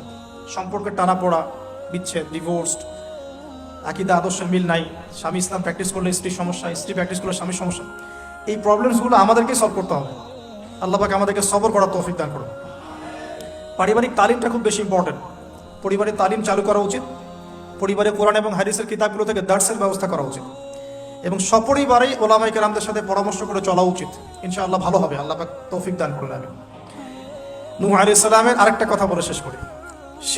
শেষে যখন নৌকা ডুবছে, তিনি তার ছেলেকে তখনও পিতৃস্নেহে ডাকছেন, নৌকায় আসো বাবা। ছেলে বলছে যে আমি পাহাড়ে উঠে যাব, ইয়াসিমুনি মিনাল মা, এই পাহাড় আমাকে পানি থেকে বাঁচাবে। নূহ আলাইহিস সালাম বলছেন, আল্লাহ তুমি আমার ছেলেকে বাঁচাও, ইন্নাহু মিন আহলি, সে আমার পরিবারের একজন। আমরা বলি না আমাদের সন্তানদের ক্ষেত্রে, আল্লাহ পাক বলছেন লাইসা মিন আহলিক, সে তোমার পরিবারের কেউ না। এখানে একটু হার্ড লাইনে যেতে হবে আমাদেরকে। অনেক সময় আমরা আমাদের ফ্যামিলির মধ্যে এমন কিছু মানুষকে পাই যারা টোটালি ইসলামকে ডিসকারেজ করেন, অস্বীকার করেন, নাস্তিকতায় লিপ্ত থাকেন, ইসলামের বেসিক ফান্ডামেন্টালগুলোকে ডিনাই করেন। এই ব্যাপারে কঠোর হওয়া উচিত। আল্লাহ পাক আমাদেরকে বোঝার তৌফিক দান করুন। পাতা উল্টালে এরপর একজন নবীর নাম আসে না, আসে একজন নেতার নাম। মুসা আলাইহিস সালামকে আল্লাহ পাক একটা বিজয় অভিযান দিয়েছিলেন বাইতুল মাকদাস, অনেকে বলেন মাকদিস, আমাদের দি স্টেট অফ ইসরায়েল যেটা দখল করে আছে আর কি। এটা নিয়ে তো অনেক বলেছি আগে, আজকে আর বলছি না। পৃথিবীতে সবচেয়ে বড় জালেম সভ্যতা যদি কেউ থেকে থাকে, এটা সেটা। এর চেয়ে বড় জালেম আমি আমার জীবনে কখনো দেখি নাই, ইতিহাসে পড়িও নাই, কোনোদিনও পড়ি নাই। নির্মম ভাবে দিনের পর দিন, মাসের পর মাস নয়, বছরের পর বছর নির্যাতনের স্টিম রোলার চালাচ্ছে। বিশ্ববাসী তাকিয়ে তাকিয়ে দেখছে, কারো কিচ্ছু বলার নাই, যেন কারো কিচ্ছু করার নাই। তো এই জায়গায় বিজয় অভিযানে পাঠানো হচ্ছে মুসা আলাইহিস সালামকে, কিন্তু তিনি তার কওমের জন্য একজন নেতা নির্বাচন করছেন। তার কওম বলছে আমাদেরকে একজন নেতা দিন, যার আন্ডারে থেকে আমরা আমালেকা সম্প্রদায়ের বিরুদ্ধে যুদ্ধ করব। এখন মুসা আলাইহিস সালাম বলছেন, আল্লাহ পাক যদি কোনো নেতা দেন, তোমরা যদি আবার পালানো শুরু করো। কারণ বনু ইসরাইল সম্পর্কে তার খুব মারাত্মক কিছু অভিজ্ঞতা আছে। ফেরাউনের কবল থেকে মুক্তি পাওয়ার পরে বাছুর পূজা শুরু করেছে। তোমরা তো এই আদেশ আসলে পিছনে পালানো শুরু করবা। তারা বলো, না আমরা পালাবো না, আমরা অবশ্যই সামনে অগ্রসর হব। কেন পালাবো? আমাদের জান মাল দিয়ে আমরা প্রয়োজনে ফাইট করব এবং আমরা আমাদের স্ত্রী সন্তানদেরকে রক্ষা করব। আমাদের বাড়িঘর তারা লুটপাট করছে, আমরা ওদেরকে প্রতিহত করব। অনেক কথা বলেছে, সূরা বাকারাতেই পাবেন আপনি ইনশাআল্লাহ। তো আল্লাহ রাব্বুল আলামিন একজন ব্যক্তিকে সেখানে নেতৃত্ব দিলেন, তার নাম তালুত। কি নাম ভাইয়া? তালুত। এবং তালুতের আন্ডারে যুদ্ধ করছেন একজন ছোট বলছি কারণ তখন তার বয়স 12 থেকে 14 বছর। তিনি পরবর্তীতে নবী হয়েছেন, তার নাম দাউদ আলাইহিস সালাম। তো এই তালুত সম্পর্কে কি নসিহত, কেন এক্সট্রাঅর্ডিনারি মুসলিম হওয়ার সাথে কি সম্পর্ক? কোরআনের পাতা উল্টালে তালুত সম্পর্কে দুটো কথা পাওয়া যায়। বনু ইসরাইল বলছেন যে তালুত নেতৃত্বের যোগ্য নয়, তার তো সম্পদ নাই, তার তো খ্যাতি নাই। আমরা তো এটাই বলি, নেতৃত্ব কখন আসে? খ্যাতি আছে আপনার, আপনি নেতা হওয়ার যোগ্য, সম্পদ আছে, আপনি নেতা হওয়ার যোগ্য। আমাদের থটস এরকম, এটা বনু ইসরাইলের ইহুদিদের থটস, ঠিক আছে? কিন্তু আল্লাহ পাক বলছেন, সূরা বাকারাতে আছে যে আল্লাহ রাব্বুল আলামিন তাকে দিয়েছেন বাসতাতাম ফিল জিসমি ওয়াল ইলম। তালুতকে আমি নেতৃত্ব দিয়েছি কারণ তালুতকে আমি আল্লাহ দুটো নিয়ামত দিয়েছি। এক হচ্ছে শারীরিক ফিজিক্যাল শক্তি এবং সুস্থতা, এবং জ্ঞানের প্রজ্ঞার পারদর্শিতা। তাহলে নেতৃত্বের দুটো গুণ পেলাম, প্রজ্ঞা, জ্ঞান এবং শারীরিক সুস্থতা, শক্তি। এক্সট্রাঅর্ডিনারি মুসলিম হতে হলে আমাদের সবাইকে সুস্থ থাকতে হবে, ফিজিক্যালি স্ট্রং থাকতে হবে। এটার জন্য এখনকার লাইফস্টাইল ত্যাগ করতে হবে। You have to change your food habits and lifestyle. আমাদেরকে এক্সট্রাঅর্ডিনারি মুসলিম হতে হলে অবশ্যই ফিজিক্যালি ফিট থাকতে হবে। তালুতকে আল্লাহ পাক ফিটনেস দিয়েছেন, ফিটনেস কিভাবে আমরা রক্ষা করবো আমরা বুঝবো। এটা খাবার দাবার, ঘুমানো, স্পেশালি ঘুমানো, ঘুম থেকে ওঠা, ফজরের পরের জগিং, প্রয়োজনে জিম এবং ফুড হ্যাবিট চেঞ্জ করা, রাসূল সাল্লাল্লাহু আলাইহি ওয়াসাল্লামের প্রফেটিক লাইফস্টাইল ফলো করলে ইনশাআল্লাহ আমরা সুস্থ থাকবো। আল্লাহ পাক আমাদের সবাইকে, আমি সহ আপনাদের সবাইকে আল্লাহ পাক সুস্থতার নিয়ামত দান করুন এবং আল্লাহ পাক আমাদের সবাইকে দীর্ঘ নেক হায়াত দারাজ করুন। এই হায়াতকে আল্লাহর দ্বীনের জন্য ব্যয় করার তৌফিক দান করুন। আরেকটা হচ্ছে ইলম, আবারও জ্ঞানের কথা আসলো। তালুতকে আমি জ্ঞান দিয়েছি। ইউতাল হিকমা, আল্লাহ পাক বলছেন যে ওয়ামা ইউতাল হিকমাতা ফাকাদ উতিয়া খায়রান কাসীরা, যাকে প্রজ্ঞা দেয়া হয়েছে তাকে প্রচুর প্রচুর প্রচুর কল্যাণ দেওয়া হয়েছে। সুবহানাল্লাহ। পাতা উল্টাই সামনে যাই, এক্সট্রাঅর্ডিনারি মুসলিম ছিলেন আরেকজন, তার নাম হচ্ছেন দাউদ আলাইহিস সালাম, যিনি তালুতের বাহিনীতে যুদ্ধ করছেন। আমালেকা সম্প্রদায়ের মধ্যে অনেক বিশাল দেহি দেহি কিছু মানুষ ছিলেন, তার মধ্যে একজনের নাম জালুত। ওই জালুত নাকি একাই 100 জনের সাথে লড়াই করতে পারত।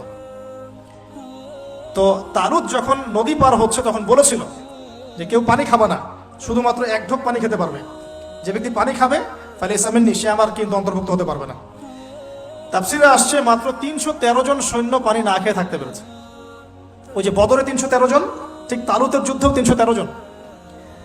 এটা অনেকে জানে না, বদর যুদ্ধ হয়েছে 313 জন সাহাবী, তালুতের সাথেও ছিল মাত্র 313 জন। আর এদিকে আমালেকা সম্প্রদায়ের বিশাল বাহিনী।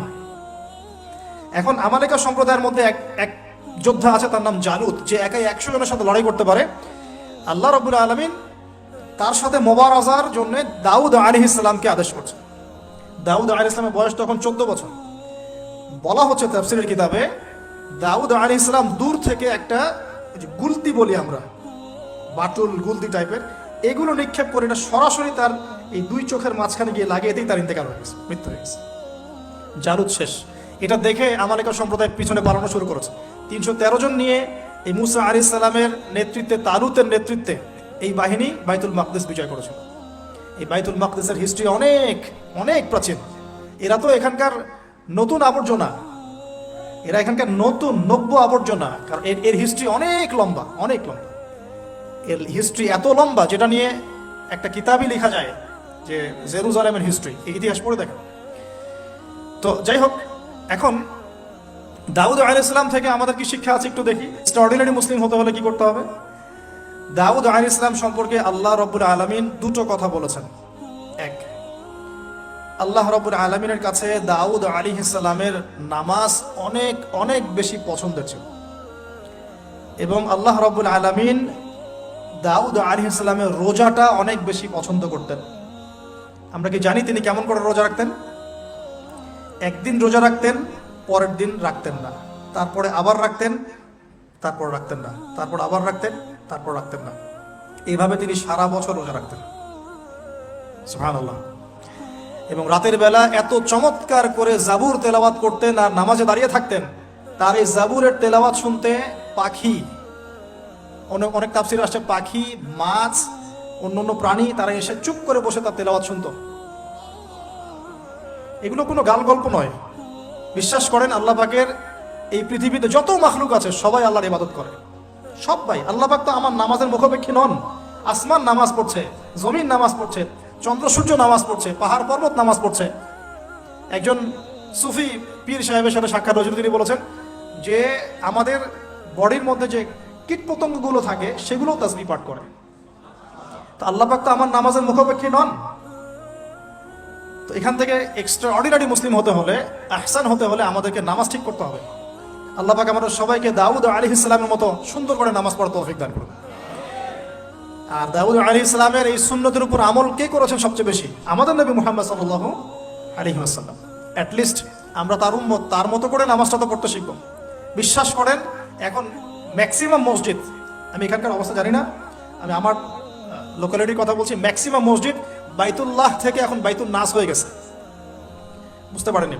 বাইতুল্লাহ মানে আল্লাহর ঘর, যেখানে আল্লাহর বিধান চলবে, আল্লাহর মতো, আল্লাহ যেভাবে সন্তুষ্ট হন সেই নামাজ চলবে। এখন চলছে বাইতুল নাস, মানুষের সন্তুষ্টির নামাজ, মানুষের সন্তুষ্টির নামাজ। মসজিদ কমিটির, অনেক মসজিদ কমিটির সভাপতি সব সুদখোর, ঘুষখোর, দুর্নীতিবাজ ভর্তি। ইমাম সাহেব কিছু বলতেও পারে না, বেচারা কি বলবে? বললেই তো চাকরি শেষ। একদিন এক ইমাম সাহেবের সাথে গল্প হচ্ছিল, তিনি বলছেন যে আমি ভাই প্রথম দিন খুতবা দিয়েছি সুদের উপরে, প্রথম দিন খুতবা দিয়েছি সুদের উপরে। তারপরে আমাকে সুন্দর করে রিমান্ডে নিয়ে নিল আর কি কমিটি। তারপরে তওবার উপরে আমি আলোচনা করেছি, তওবার উপরে আলোচনা। এগুলো কিন্তু বাস্তবতা। বাইতুন নাস হয়ে গেছে মসজিদগুলো এখন। নামাজের কোনো আধ্যাত্মিকতাই পাচ্ছেন না আপনি, মারেফতই নাই। এই যে আমরা দাঁড়িয়ে বলি আউযু বিল্লাহি মিনাশ শাইতানির রাজিম মিন নাফখিহি ওয়া নাফসিহি ওয়া হামজিহি, কত পার্সেন্ট মানুষের অর্থ জানে? আমরা বলি বিসমিল্লাহির রহমানির রহিম, এই বিসমিল্লাহির রহমানির রহিম মানে বিসমিল্লাহ, খালি এতটুকু সিনটা শোনা যায়, বাকি আর কিছু শোনা যায় না। অথচ শুধু এই বিসমিল্লাহর প্রতি সম্মান প্রদর্শন করার জন্যে আল্লাহ পাক সাবার রানী বিলকিসকে ইসলাম কবুলের সৌভাগ্য দিয়েছিলেন। মনে আছে সুলাইমানের চিঠি? হয়তো অনেকে পড়েছেন। সুলাইমান আলাইহিস সালাম চিঠি দিয়েছেন, আমার কাছে আত্মসমর্পণ করো। তো রাজার পরিষদ সবাই বলছে আমরা উলুল কুওয়া, আমরা শক্তিশালী, আদেশ করেন লড়াই করব। বিলকিস বলছে না, ইন্নাহু মিন সুলাইমান, এটা সুলাইমানের পক্ষ থেকে আসছে। ওয়া ইন্নাহু বিসমিল্লাহির রহমানির রহিম, এখানে আছে পরম করুণাময় অসীম দয়ালু আল্লাহর নামে শুরু করছে। এই বিসমিল্লাহর প্রতি সম্মান প্রদর্শনের ওসিলায় আল্লাহ রাব্বুল আলামিন এই সাবার রানী বিলকিসকে এই ইসলাম কবুলের সৌভাগ্য দিয়ে দিয়েছেন। বিসমিল্লাহ ঠিক নাই তেলাওয়াতে, কোরআন তেলাওয়াত ঠিক নাই নামাজের মধ্যে, এক একটা হরফের উচ্চারণ কোথায় কি হচ্ছে কি বুঝতেই পারছি না আমরা। আলহামদুলিল্লাহ রাব্বিল আলামিন কি বললো আল্লাহই ভালো জানে। এটা কি মন্ত্র নাকি? আলহামদুলিল্লাহি রাব্বিল আলামিন একটা অনুভূতি আছে, একটা অর্থ আছে। সমস্ত প্রশংসা এই জগৎ সমূহের রব আল্লাহর জন্য। আর রহমানির রহিম, যিনি পরম করুণাময় অসীম দয়ালু, একটা ফিলিংস আছে। মালিকি ইয়াউমিদ্দিন, যিনি বিচার দিনের মালিক। ইয়াকা না'বুদু, আমরা শুধু তোমার ইবাদত করি। ওয়া ইয়াকা নাস্তাঈন, শুধু তোমার কাছে সাহায্য চাই। একসাথে বলি আমরা নামাজে ইহদিনাস সিরাতাল মুস্তাকিম, আল্লাহ আমাদেরকে সোজা সরল পথ দেখাও। কোথায় ফিলিংস? সিরাতাল্লাযীনা আন'আমতা আলাইহিম, এই যে এক্সট্রাঅর্ডিনারি মানুষদের পথ দেখাও আমাদেরকে, যাদের প্রতি আপনি অনুগ্রহ করেছেন। গায়রিল মাগদুবি আলাইহিম, ওই মাগদুবদের পথ চাই না আল্লাহ। কোন মাগদুব? ইহুদি জাতি। ওয়ালা দাল্লিন, এবং দল্লিনদের পথ আল্লাহ চাই না। দল্লিন কারা? নাসারা। এখন দেখেন তো সারা ওয়ার্ল্ডের প্রত্যেকটা ডিপার্টমেন্ট কাদের? ইহুদি নাসারা, ইনক্লুডিং আমাদের বাথরুমের টয়লেটস, মানে বাথরুমের কমোড। আপনার আমাদের বাথরুম থেকে নিয়ে গ্লোবাল সিস্টেম কোনটা ওদের বাইরে আছে বলেন? হ্যাঁ, ওদের ভালো জিনিস নেওয়া যাবে না এমনটা নয়, কিন্তু এমন নীতি আদর্শ নেওয়া যাবে না যেটা ইসলামের সাথে কনফ্লিক্ট হয়। কনফ্লিক্ট কি ইকোনমিক সেকশনে হচ্ছে না? রিবা কেন্দ্রিক ইকোনমিক সিস্টেম কি ইসলামিক? আল্লাহ সুবহানাহু ওয়া তাআলার ল বহির্ভূত পলিটিক্যাল সিস্টেম কি ইসলামিক? এটা নিজেকে প্রশ্ন করি না, অ্যান্সার আপনি খুঁজে আপনার কবরে আপনি যান। কেউ কারোর সাথে লড়াই করছি না। এখন দেখুন, এই যে সূরা ফাতিহা অর্থ বুঝলাম না, একটা সূরা পড়ে গেলাম কুল হুয়াল্লাহু আহাদ। কি কুল হুয়াল্লাহু আহাদ মানে কি? এটা উচ্চারণই বা কেমন করে করতে হয়? কুল, বলুন, হুয়াল্লাহু আহাদ, তিনি আল্লাহ এক। এই যে কুল হুয়াল্লাহু আহাদ অনেকে বলতে পারে না। কুল হুয়াল্লাহু আহাদ, এটা কি সব একসাথে মিলে একটা শব্দ? এখানে প্রস্রাব করিবেন না, কমা, নাকি করিলে জরিমানা হইবে। তো কমাটা চেঞ্জ করে দেন, এখানে প্রস্রাব করিবেন, না করিলে জরিমানা। তাহলে আমরা তো কোরআনকে এরকম বানিয়ে ফেলছি এখন। কুল আল্লাহু আহাদ মানে কি? আমি এগুলো নিয়ে বললে অনেক সময় চলে যাবে। আপনাকে হাতে সময় আছে? আচ্ছা, তো দেখেন, আমি নামাজ নাই ভাই, মসজিদে অ্যাপ্রোপ্রিয়েট নামাজ নাই। সব মসজিদের কথা বলছি না, ইল্লা মাশাআল্লাহ। অনেক মসজিদ এখন বাইতুন নাস হয়ে গেছে, মানুষের বাইত, আল্লাহর ঘর নাই, সূরা ঠিক নাই। এরপরে রুকু, এই যে রুকু করলাম, রুকুতে গিয়ে একটা বার সুবহানা রাব্বিয়াল আযীম বলারই সময় পাওয়া যাচ্ছে না। অন্তত 3 বার 5 বার 7 বার তো বলবে, বা 3 বার তো অ্যাটলিস্ট বলবে। এই উঠে সামি আল্লাহু লিমান হামিদা। হুলিমান হামিদা কি? হুলিমান হামিদা বলে কি কোনো শব্দ আছে? এটা নতুন শব্দ বানালাম আমি একটা। সামি আল্লাহ, আল্লাহ তার কথা শোনেন। লিমান হামিদা, যে তার কথা, যে আল্লাহর প্রশংসা করে। সামি আল্লাহ, আল্লাহ তার কথা শোনেন। লিমান হামিদাহু, যে তার প্রশংসা করে। একটা অর্থ আছে তো, সামি আল্লাহ হুলিমান হামিদা। হুলিমান হামিদা মানে কি? প্রতিটা জায়গায় সমস্যা, প্রতিটা জায়গায় সমস্যা। নামাজ, এখানে আমি একটা কথা বলতে ভিতরে চলে আসি। নামাজের আমাদের তাসকিয়া উঠে যাচ্ছে, আধ্যাত্মিকত্ব পাচ্ছেন না, আপনি নামাজ নিজে পড়ে নিজে ফিল হচ্ছেন আপনি নামাজ পড়েছেন। সেজদায় গেলেন, সেজদা মনে হচ্ছে ব্যায়াম, টাপাস টাপাস, মাঝখানে বসারও সময় নাই, মাঝখানে বসে যে একটু দোয়া পড়তে হয়, আল্লাহুম্মা গফিরলি ওয়ারহামনি, কত চমৎকার দোয়া, আল্লাহুম্মা গফিরলি, আল্লাহ আমাকে মাফ করে দাও, ওয়ারহামনি, আল্লাহ আমাকে রহম করো, ওয়াফিনি, আমাকে নিরাপত্তা দান করো, ওয়ারযুকনি, আমাকে রিজিক দান করো, এই তো দোয়া। নামাজের দোয়া বাদ দিয়ে নামাজের পরে লম্বা দোয়া, হ্যাঁ, নামাজের মূল দোয়াই নাই। আর আমাদের বাংলাদেশে কিছু গ্রাম আছে, ওখানে আবার দোয়া নিয়েছে মারামারি আর ক্যাচাল। এক একজন বিড়ি ফ্যাক্টরির মালিক, বিড়ি ফ্যাক্টরি, তামাক ফ্যাক্টরি, ওরা মসজিদে গন্ডগোল করে, দোয়া হাত তুলে করবে না করবে না, মানে বাদ দেন। আল্লাহ হেফাজত করুন আমাদেরকে, আল্লাহ আমাদেরকে পরিপূর্ণরূপে নামাজ পড়ার তৌফিক দান করুন। নামাজের প্রত্যেকটা বিষয় বুঝে বুঝে পড়লে এত মজা লাগে, এত স্বাদ লাগে, আপনি নামাজে ডুবে যাবেন। আর নবী সাল্লাল্লাহু আলাইহি ওয়াসাল্লাম কিভাবে সারা রাত নামাজ পড়তে পারেন, রাতের একটা লম্বা অংশ কেমন করে নামাজ পড়তে পারতেন? কারণ তিনি তো ফিল করতেন কি পড়তেছেন, তার তো ক্লান্তি লাগতো না, তার পা কখন ফুলে গেছে তার টেরি নাই, টেরি পাচ্ছেন না তিনি। কেন সাহাবীদের পা থেকে তীর খোলা যেত? কারণ নামাজে দাঁড়িয়ে তারা ডুবে গেছেন আল্লাহর মধ্যে। আল্লাহ আল্লাহ এটা তো বললে অনেকে আকীদার প্রশ্ন তুলবে। আসলে আল্লাহ পাকের সাথে আমি বিলীন হয়ে যাচ্ছে এখানে। এই বিলীন মানে কি? শারীরিক বিলীন। আমার মন, আমার মনন আল্লাহর প্রতি নিবদ্ধ হয়ে যাচ্ছে, এই তো নামাজ। এই নামাজ মেরাজুল মুমিন বলে না, আল্লাহ মুমিনদের জন্য মেরাজ, নামাজটাই তো মুমিনদের জন্য মেরাজ। মেরাজ মানে কি? সাক্ষাৎ, দেখা সাক্ষাৎ। আমাদের নামাজে তো আল্লাহর কোনো ফিলিংসই আসছে না। সেজদা করছে, সেজদায় নবীজি বলেছেন বেশি বেশি দোয়া করো, কারণ সেজদায় যে দোয়াটাই করবা কবুল হয়ে যাবে ইনশাআল্লাহ। তো সেজদায় তাসবিহ পড়ারই টাইম পাচ্ছি না, দোয়া করবো কখন?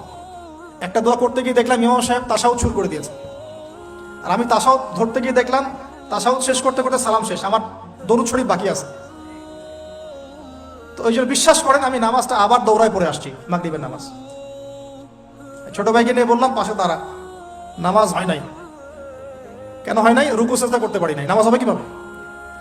এক ওয়াক্ত নামাজ চলে গেল, এই এক ওয়াক্ত নামাজ কি আমার জীবনে আবার ফিরে আসবে কিনা? আর আপনারাই বলেন তো, কিয়ামতের মাঠে সবচেয়ে প্রথম কোন আমলের হিসাব হবে? আমার এই বড় বড় কথা, দিন কায়েম, জিহাদ, এই সেই, হাবি জাবি, অনেক বড় বড় কথা, নামাজ ঠিক নাই, কি হবে? ফায়দা আছে কোনো? এই জিনিসটা যদি আমাদের সমাজ থেকে আস্তে আস্তে বিদায় নিতে থাকে তাহলে তো সমস্যা। আল্লাহ পাক আমাদের সবাইকে পরিপূর্ণ নামাজি হওয়ার তৌফিক দান করুন। একটা কথা বলতে গিয়ে অনেক ভিতরে চলে আসলাম। দাউদ আলাইহিস সালামের নামাজ আল্লাহর কাছে অনেক প্রিয় ছিল, আর তার সওম রোজা আল্লাহর কাছে অনেক প্রিয় ছিল। আমাদের সবাইকে আল্লাহ পাক এই মহামানবের জীবন থেকে নামাজ শেখার তৌফিক দান করুন, রোজা রাখার তৌফিক দান করুন। এবং কোরআন, তিনি জাবুর তেলাওয়াত করতেন, এত মধুর সুরে তেলাওয়াত করতেন, পাখি এসে তার তেলাওয়াত শুনতো, মাছ এসে তেলাওয়াত শুনতো। আমাদের তেলাওয়াত তো মাশাআল্লাহ করলে মানুষ বিরক্ত হচ্ছে, আমাদের তেলাওয়াত শুনে মানুষ বিরক্ত হচ্ছে। তো আল্লাহর ওয়াস্তে আমি একটু রিকোয়েস্ট করি সবাইকে, আল্লাহর ওয়াস্তে আপনারা সবাই বিশুদ্ধ করে তার তিলের সাথে কোরআন তেলাওয়াত করা শিখবেন ইনশাআল্লাহ। 1 বছর সময় লাগে লাগুক, 2 বছর লাগে লাগুক, 3 বছর লাগে লাগুক, তিনি নিজে 7 জন ওস্তাদের কাছে কোরআন তেলাওয়াত করা শিখেছেন। এর কোনো শেষ নেই। চমৎকার করে, সুন্দর করে, মাধুর্যের সাথে কোরআন তেলাওয়াত করা শিখুন। আল্লাহ পাক আমাদের সবাইকে ডেইলি অন্তত 1 পারা করে তেলাওয়াত করার তৌফিক দান করুন। এতে ইনশাআল্লাহ জীবনে বরকত হবে, হায়াতে বরকত হবে, রিজিকে বরকত হবে, আল্লাহর সাথে কানেকশন থাকবে, কোরআনের সাথে আপনার সম্পর্ক থাকবে। কোরআন কাল কিয়ামতে আপনার পক্ষে সাক্ষী দিবে ইনশাআল্লাহ। আল কোরআন হুজ্জাতুল লাকা ওয়া আলাই, কোরআন আপনার পক্ষে সাক্ষী দিবে বা বিপক্ষে সাক্ষী দিবে। আল্লাহ রাসূল বলেন লা হাসাদা ইল্লা ইসনাতাইন, 2 জন ব্যক্তি ছাড়া কারো প্রতি ঈর্ষা করা জায়েজ নাই। এক, রাজুলুন আতাহুল্লাহুল কোরআন, এমন একজন ব্যক্তি যাকে আল্লাহ পাক কোরআন দিয়েছেন, সুবহানাল্লাহ। ইয়াকুমু বিহি আনা আল-লাইল ওয়া আনা আন-নাহার, যে কোরআন কেন্দ্রিক, সে দিনের বেলা আমল করে, রাতে তাহাজ্জুদের নামাজ পড়ে। আরেকজন ব্যক্তি রাজুলুন আতাহুল্লাহু মালান, একজন ব্যক্তি যাকে আল্লাহ পাক সম্পদ দিয়েছেন, ইউনফিকু বিহি আনা আল-লাইল ওয়া আনা আন-নাহার, এই টাকা পয়সা, মাল সম্পদ ইসলামের জন্য সে দিন রাত খরচ করে। এই 2 ব্যক্তি ছাড়া অন্য কারো প্রতি ঈর্ষা করা যায় না। আর এগুলো হাদিস তো অনেক শুনেছেন, প্রত্যেক হরফে 10 নেকি করে পাবেন। কোরআন আপনার পক্ষে সাক্ষী দিবে। সূরা বাকারা, যে ঘরে তেলাওয়াত করা হয় সূরা বাকারা, শয়তান সেই ঘর থেকে দূর দূর করে পালিয়ে যায়। সূরা আলী ইমরানের শেষের 10 আয়াত মুখস্থ করবেন, সূরা বাকারার শেষের 3টা আয়াত মুখস্থ করবেন, সূরা হাশরের শেষের 3টা-4টা আয়াত মুখস্থ করবেন, সূরা কাহাফের প্রথম 10টা আয়াত মুখস্থ করবেন, সূরা কাহাফের শেষের 10টা আয়াত মুখস্থ করবেন। এরকম অনেকগুলো সূরা আছে, সূরা ফালাক, নাস, ইখলাস, সূরা ফালাক, নাস, ইখলাস, কাফিরুন ইত্যাদি। দাউদ আলাইহিস সালামের কথা শুনলাম, আরেকজন মহামানব। আর কয়েকজনের কথা জাস্ট সংক্ষিপ্ত করে টাচ করে শেষ করে দিচ্ছি। তার ছেলে সুলাইমান আলাইহিস সালাম, নাম শুনেছি তো? আল্লাহ পাক তাকে জিন জাতির উপর কর্তৃত্ব দিয়েছিলেন, বাতাসের উপর কর্তৃত্ব, তার আংটিতে, তার লাঠি, সিংহাসন। এক কথায় তাকে আল্লাহ পাক এত বড় রাজত্ব দিয়েছেন যেটা আল্লাহ পাক এর আগেও কাউকে দেন নাই, পরেও কাউকে দেন নাই। এখান থেকে আমরা শিখছি শক্তিশালী মুসলিম হওয়ার একটা নাসিহাত, শক্তিশালী মুসলিম হওয়ার। তো আমাদের সবাইকে শক্তিশালী মুসলিম হওয়ার চেষ্টা করতে হবে, আল্লাহ পাক তৌফিক দান করুন। এই শক্তি গেইন করার চেষ্টা করতে হবে, আল্লাহ পাক তৌফিক দান করুন। দুর্বল মুমিনের চাইতে শক্তিশালী মুমিন আল্লাহর কাছে বেশি পছন্দের। এখানে ইসলামের শক্তি আমরা দেখতে পাচ্ছি। আরো সামনে যাই, পাতা উল্টাই, দেখবেন একজন অত্যন্ত অপূর্ব সুন্দর, আমাদের মুরাদ ভাইয়ের মতো অপূর্ব সুন্দর একজন মহামানবের কথা আছে, ইউসুফ আলাইহিস সালাম। আমরা সূরা ইউসুফ পড়তে শিখি নাই এখনো। আমরা সবাই মনে করি সূরা ইউসুফ মানে হচ্ছে ইউসুফ জুলাইখার প্রেম কাহিনী, আমরা এটাই মনে করি। সূরা ইউসুফকে আল্লাহ পাক সবচেয়ে শ্রেষ্ঠ উপন্যাস বলেছেন, আহসানুল কসাস। একটু গভীরভাবে পড়ে দেখবেন অর্থগুলো। এটা ইউসুফ জুলাইখার প্রেম কাহিনী নয়, এটা ইউসুফ আলাইহিস সালামের সাথে তার বাবার মহব্বতের কাহিনী। এটা পিতা আর সন্তানের মহব্বতের কাহিনী। এত মহব্বত যে সন্তান 20 বছর আগে হারিয়ে গেছে, যে সন্তান কূপ থেকে রাজপ্রাসাদে, রাজপ্রাসাদ থেকে জেলখানায়, জেলখানা থেকে আবার মিশরের গভর্নমেন্ট মানে পলিটিক্যাল পাওয়ার এসেছেন।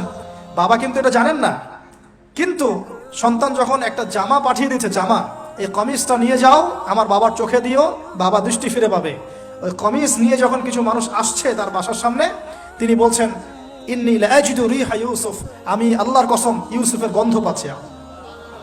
এটা মারা বুঝতে পারবেন, সন্তানের গন্ধ পাওয়া যায়। বাবারা বুঝবো, সন্তান, মায়েদের, আমাদের ছেলে মেয়েদের গন্ধ আমরা বুঝি, এটা আমার ছেলের গন্ধ, এটা মেয়ের গন্ধ। ইউসুফ আলাইহিস সালামের কামিজ আসছে 1200 মাইল দূর থেকে, আরো বেশি বা কম হবে, আর এখানে তার বাবা গন্ধ পাচ্ছেন, মহব্বত। এই কথাটা, এই আয়াতটা আসলেই চোখ দিয়ে পানি বের হয়ে যাবে।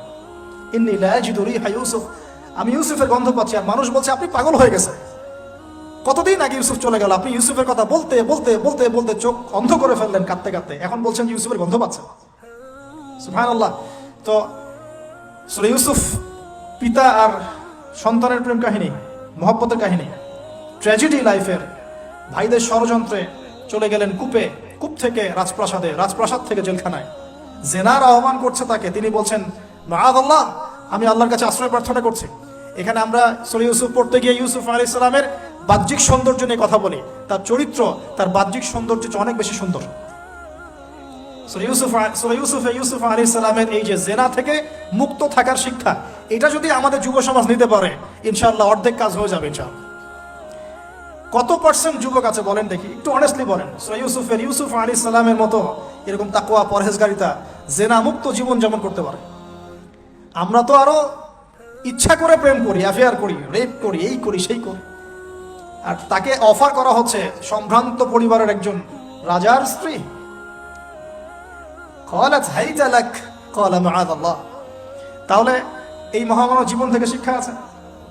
আরেকটা বিষয় আছে, রুইয়াল হক, এখানে সত্য স্বপ্নের কথা আছে। তাই যারা বেশি পরহেজগার হবেন, আপনারা কিন্তু সত্য স্বপ্ন দেখবেন এবং স্বপ্নের সত্যতা ডিনাই করবেন না। শেষ জামানায় মুমিনের স্বপ্ন বেশি বেশি সত্য হবে।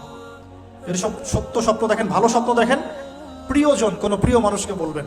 যদি দুঃস্বপ্ন দেখেন, খারাপ স্বপ্ন দেখেন, কাউকে বলতে যাবেন না। এখানে পড়লে আপনি দেখবেন কাফেরের স্বপ্ন সত্যি হয়েছে। আরেকটা স্ট্র্যাটেজি আছে সূরা ইউসুফের, এর আগে একটা লেকচারে বলেছিলাম।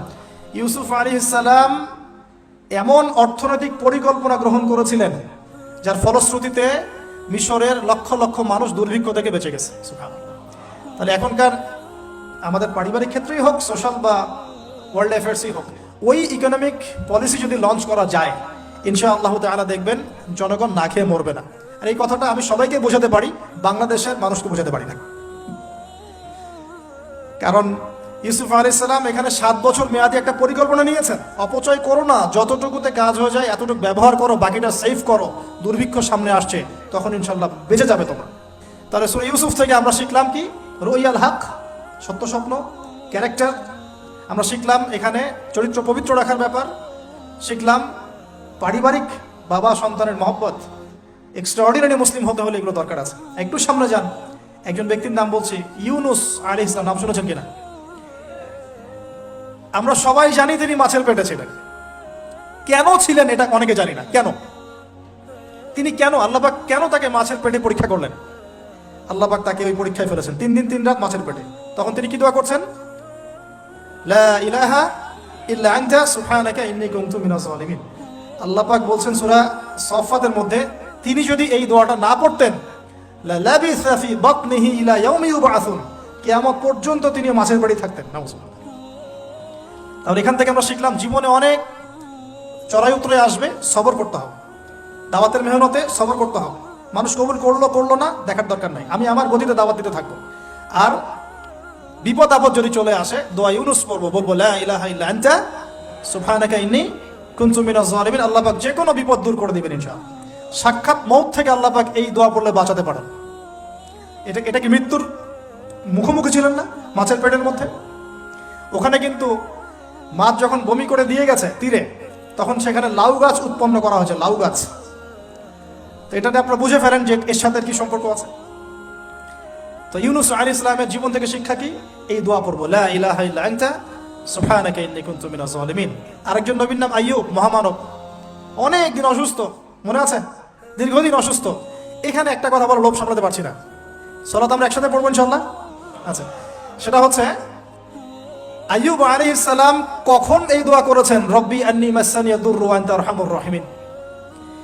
রোগ যখন আস্তে আস্তে আস্তে তার জিহ্বাতে এসেছে, জিহ্বা দিয়ে তিনি তার জিকির করতে কষ্ট হচ্ছে, তখন তিনি বলছেন, আল্লাহ আমাকে অনেক দুঃখ দুর্দশা স্পর্শ করেছে, আমি জিকিরটা ঠিক মতো করতে পারছি না, আল্লাহ আমাকে শেফা দান করো। সুবহানাল্লাহ। এখন আল্লাহ রাব্বুল আলামিন তাকে গোসল করালেন, সুস্থতা লাভ করলেন, তাকে আহাল পরিবার দিলেন, আরোগ্য দান করলেন। শিক্ষা, জীবনে যত বড়ই রোগ ব্যাধি বিপদ আপদ বালা মুসিবত আসুক না কেন, এই দোয়াটা পড়বো, আশাহত হব না, হতাশ হব না, আল্লাহর প্রতি সুধারণা রাখবো, দোয়া করবো, রব্বি আন্নী মাসানিয়া দুর ওয়া আনতা আরহামুর রাহিমিন। ইনশাআল্লাহ শেফা হয়ে যাবে। সেই লোভনীয় কথাটা এটা,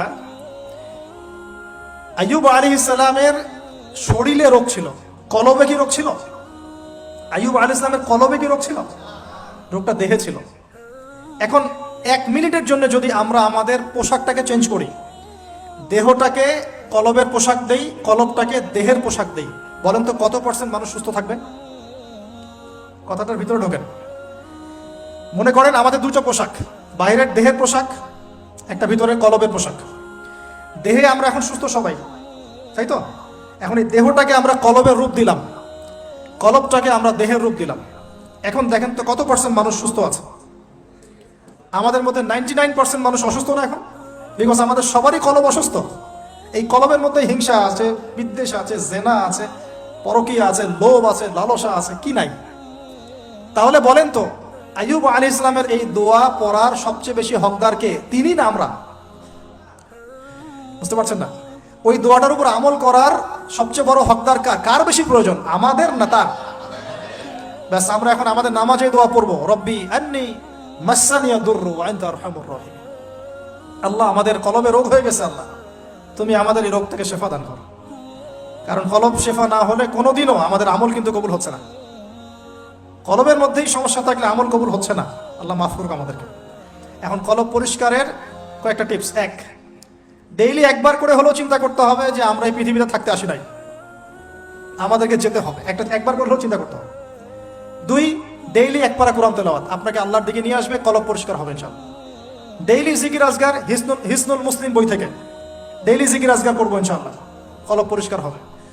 আল্লাহওয়ালা মানুষের সাথে দেখা সাক্ষাৎ করবেন, কলব পরিষ্কার হবে। কবরস্থানে গিয়ে কবর জিয়ারত করবেন, কলব পরিষ্কার হবে। অন্যের প্রতি গীবত, বিদ্বেষ, হিংসা, পরশ্রীকাতরতা রাখবেন না, কলব পরিষ্কার হবে ইনশাআল্লাহ। সবচেয়ে বড় কথা, সিজদায় যারা বেশি বেশি দোয়া করতে পারে তাদের অন্তর পরিষ্কার হয়ে যাবে ইনশাআল্লাহ। আল্লাহ পাক আমাদের সবাইকে আইয়ুব আলাইহিস সালামের জীবন থেকে শিক্ষা নেওয়ার তৌফিক দান করুন। মুসা ঈসাকে একসাথে বলছে, দুজনকে আল্লাহ পাক কারামাত দিয়েছেন, কারামাত, মহামানব, কারামাত। লাঠি ছুঁড়ে মারছেন, সাপ হয়ে যাচ্ছে। মৃত মানুষের গায়ে আল্লাহর নামে হাত বুলাচ্ছেন, দাঁড়িয়ে যাচ্ছে। অন্ধ ব্যক্তি চোখে হাত বুলাচ্ছেন, তাকিয়ে দেখছে, দৃষ্টিশক্তি ফিরে পাচ্ছে। দুজনকে আল্লাহ পাক কেরামত দিয়েছেন, কারামাত। একজনের সাথে আল্লাহ পাক কথা বলেছেন, আর একজনকে আল্লাহ পাক বিনা পিতায় সৃষ্টি করেছেন, সুবহানাল্লাহ। যাকে আল্লাহ পাক এখন উপরে উঠিয়ে নিয়েছেন, আবারও আসবেন ইনশাআল্লাহ তাআলা। ওই আনফিনিশড জব তার এখনো বাকি আছে, সেটা হলো ওই জেরুজালেম থেকে দ্বীন ইসলামের পতাকাকে বুলন্দ করবেন ইনশাআল্লাহ, এবং সারা বিশ্বে ইসলামী খেলাফা আবারও কায়েম করবেন ঈসা আলাইহিস সালাম ইনশাআল্লাহ।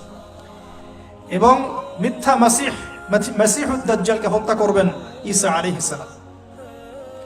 তার আগ পর্যন্ত জিউসদের সময়, এর আগ পর্যন্ত ওদের সময় তারা লম্ফ জম্প জুলুম নির্যাতন করতে থাকবে।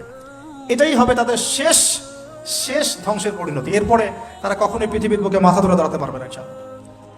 তো তাদের দুজনের জীবনে অনেক শিক্ষা আছে। মুসা আলাইহিস সালাম কে আল্লাহ পাক ফিরআউনের কাছে পাঠিয়েছেন। কোরআনের পাতায় পাতায় মুসা ফিরআউন, মুসা ফিরআউন, মুসা ফিরআউন। আল্লাহ পাকের কি অলৌকিকত্ব, মানে কি নিদর্শন! যেখানে আবু জেহেল সেখানেই মুহাম্মদ, যেখানেই আজার সেখানেই ইব্রাহিম, যেখানে ফিরআউন সেখানেই মুসা। তার এই যুগেও যেখানেই যত বেশি করাপশন, যত বেশি অন্যায় অবিচার, সেখানে তত বড় মুমিনের জন্ম হবে ইনশাআল্লাহ। আল্লাহর পক্ষ থেকে নবুয়ত পাওয়ার পরে তিনি দোয়া করছেন, আল্লাহ আমার এত সাহস নাই, আমার এত সাহস নাই, শক্তি নাই, আল্লাহ আমি দুর্বল। তার মধ্যে একজন মানুষ আমার এক থাপ্পড়ে মারা গেছে ওদের ওখানে, মনে আছে? থাপ্পড়ে না, সরি, ঘুষি এক ঘুষি দিয়েছে। এই যে এক ঘুষি দিয়ে মানুষ মেরেছেন মুসা আলাইহিস সালাম, মানে অ্যাক্সিডেন্টলি, ইচ্ছা করে না। এটা থেকেই ওই যে চাইনিজ মার্শাল আর্ট শুরু হয়েছে, এক ঘুষিতে মানুষ মারা যায়। বিশ্বাস করছে না? এই যে টেকনিক, এক ঘুষিতেও মানুষের মৃত্যু হতে পারে, এমন স্পট আছে মানুষের দেহে। এখান থেকে শিল্প গড়ে উঠেছে, মার্শাল আর্টস গড়ে উঠেছে না? তো মুসা আলাইহিস সালাম বলছেন, আল্লাহ আমার এই সমস্যা। আল্লাহ বলছেন এই দোয়া করো, রব্বিশ রাহলি সদরি। আমরা কি দোয়া করবো তাহলে? রব্বিশ রাহলি সদরি, আল্লাহ আমার এই কলিজাটা বড় করে দাও। মানে আমার কলিজা বড় করো মানে কি? সাহস বাড়িয়ে দাও। দিনের দাওয়াত দেওয়ার জন্য কি লাগে? সাহস। আমার সাহস বাড়িয়ে দাও। একজন আলেম বলেছিলেন 3টা জিনিস লাগে, জ্ঞান, সাহস, ধৈর্য। দিনের দাওয়াত দিতে এবং দিন বিজয় করতে 3টা জিনিস লাগবে, জ্ঞান, সাহস, ধৈর্য। এবং সেই আলেম আপনাদের খুব পরিচিত একজন, নাম বলছি না। হে আল্লাহ আমার বক্ষকে প্রশস্ত করো, ওয়াসসিরলি আমরি, আমার কাজকে সহজ করে দাও। আমার কাজ সহজ নয়, কাজটা সহজ করে দাও। ওয়াহলুল উকদাতাম মিন লিসানি, আমার জড়তা আছে জিহ্বায়, দূর করে দাও। ইয়াফকাহু কওলি, যাতে করে আমার কথা মানুষ বুঝতে পারে। ডক্টর জাকির নায়েক এই দোয়াটার উপর খুব বেশি আমল করেন। আপনারা কি দেখেছেন না লেকচারে? এই দোয়াটার ব্যাপক ফজিলত আছে। ইনশাআল্লাহ এই দোয়ার উপর যারা আমল করবে, আল্লাহ পাক তাকে প্রশস্ত সদর দিবেন, জ্ঞান দিবেন, সাহস দিবেন। ইনশাআল্লাহ দাওয়াতের ক্ষেত্রে সে মানে না জড়তা মুক্ত কথা বলতে পারবে ইনশাআল্লাহ। এই কাজগুলো আমাদের করা উচিত। সবচেয়ে বড় কথা, তিনি ফেরাউনকে দাওয়াত দিয়েছেন। তাহলে বুঝলাম দাওয়াতের কাজ আস্তে আস্তে আস্তে আস্তে ওই পর্যায় পর্যন্ত যেতে হবে কি না? তাহলে এখনকার বিশ্বে কি ফেরাউন নাই? এখনকার বিশ্বে ফেরাউন নাই? অল্প কিছু জায়গা বাদ দিয়ে ম্যাক্সিমামই তো ফেরাউন। অল্প কিছু জায়গা বাদ দিয়ে ম্যাক্সিমামই ফেরাউন, হামান, কারুন, নমরুদ। আর এই কথাটা বলার সৎসাহস থাকা উচিত। কোন দৃষ্টিকোণ থেকে বলা হচ্ছে? বিকজ আল্লাহ পাকের আইন আপনি মানছেন না, আল্লাহ পাকের কোরআন আপনি মানছেন না, নবীর সুন্নত মানছেন না। উতবা সাহেবা, রাবিয়া, তোমরা ইসলাম কবুল করো। তারা করে নাই বলেই তো বদর হলো। তারপরে সমাজ পরিবর্তন, একটা হাদিস আমাকে প্রেরণা যোগায়, সেটা হলো নবীজি বলছেন, তোমাদের সামনে এমন যুগ আসছে, জামানা সাবরিন, কঠিন সবরের জামানা। ওই যে বলেছে অনেকদিন আগে, ঈমান ধরে রাখাটা হাতের মধ্যে আগুন ধরে রাখার মতো হবে। ওই জামানায় যে ব্যক্তি আমার সুন্নতের উপরে, লিল মুতামাসসিক, আমার সুন্নতের উপরে একদম দৃঢ় থাকতে পারবে, আজরুনা খামসিনা শাহীদাম মিনকুম, তোমাদের মধ্যে 50 জন শহীদ সাহাবীর নেকি পাবে ইনশাআল্লাহ। এই জন্য আমরা মাঠে ময়দানে কাজ করছি। করতে করতে করতে করতে যদি কখনো দেখা যায় যে না, আর পসিবল হচ্ছে না, কোনোভাবেই সম্ভব হচ্ছে না, সেক্ষেত্রে এরকম আবিসিনিয়ার মতো জায়গাগুলোতে চলে আসা ছাড়া কোনো অপশন নাই। তো আপনারা তো মাশাআল্লাহ ভালো পরিবেশে আছেন। এই পরিবেশে সাহাবীরা হিজরত করেছিলেন, ঠিক আছে? বাদশা নাজাশী খ্রিস্টান শাসক ছিলেন, মুসলিম ছিলেন না। তারপরেও তিনি তার রাজ্যের মধ্যে ন্যায় বিচার প্রতিষ্ঠা করেছিলেন। আর এখনকার মুসলিমদের কাছে ন্যায় বিচার পাওয়া যাচ্ছে না। আল্লাহ পাক আমাদেরকে হেফাজত করুন। এরপরে টার্নিং পয়েন্ট, মদিনা থেকে কিছু যুবক সাহাবী আসেন, আসআদ বিন জুরারা রাদিয়াল্লাহু আনহুর নেতৃত্বে।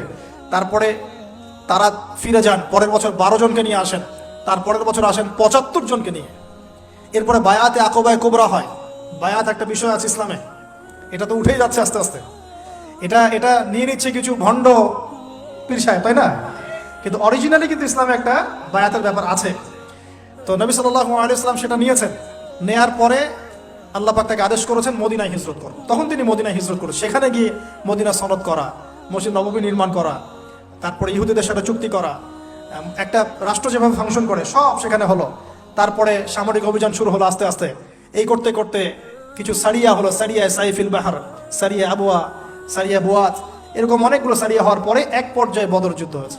সরাসরি প্রথম বদর হয়নি, কিন্তু বদর যুদ্ধ জয়লাভ, পরে উহুদের যুদ্ধ পরের বছর, এই যুদ্ধের সাময়িক বিপর্যয়, তারপরে খন্দকে বাইন মানে ওরা কিন্তু ফিরে চলে গেল, আমাদের কোনো ক্ষতি করতে পারলো না। তারপরে নবী সাল্লাল্লাহু আলাইহি ওয়াসাল্লাম বলেন আজকের পর থেকে আমরাই অগ্রগামী হব, ওরা আমাদেরকে কিছু করতে পারবে না। এরপরে সামরিক অভিযান বাড়লো, দাওয়াতের মেহনত বাড়লো, আস্তে আস্তে আস্তে আস্তে মাশাআল্লাহ মাত্র 8 বছর, মাত্র 8 বছর, 8 বছরের ব্যবধানে নবী সাল্লাল্লাহু আলাইহি ওয়াসাল্লাম প্রায় বিনা যুদ্ধে মক্কা জয় করলেন। কোন মক্কা? যে মক্কা থেকে আমাদেরকে চলে আসতে হয়েছে এক সময়। ইসলাম এভাবে বিজয় লাভ করেছে। আর আমাদের জন্য নবী সাল্লাল্লাহু আলাইহি ওয়াসাল্লামের এই মহামানবের জীবনেই হচ্ছে উসওয়াতুল হাসানা।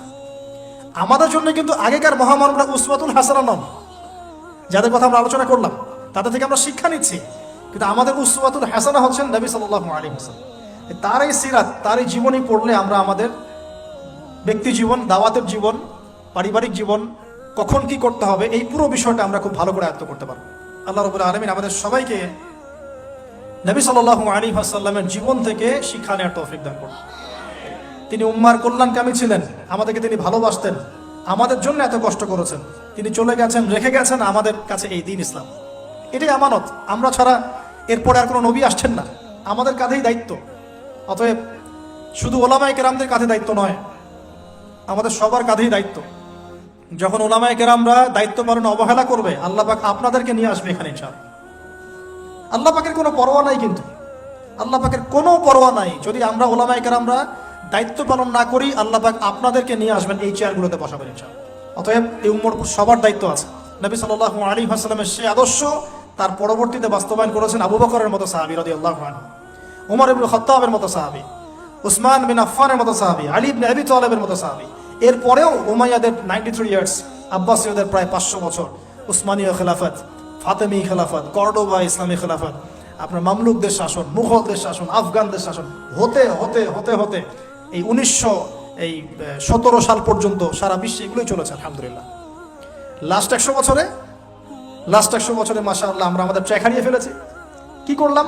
আমরা ঈমান থেকে সরে আসলাম, তাকওয়া থেকে সরে আসলাম, হারাম খাওয়া শুরু করলাম, জিনা করা শুরু করলাম, দ্বীনি ইলম অর্জনের চেষ্টা করলাম না, পর্দার বিধান কায়েম করলাম না, দাওয়াতের মেহনত করলাম না, ইসলাম প্রতিষ্ঠার কোনো জজবা রাখলাম না, ইত্যাদি করতে করতে আমাদের উপরে তারা চেপে বসে গেল। আজকে এখন পর্যন্ত এই অবস্থাতেই আছে।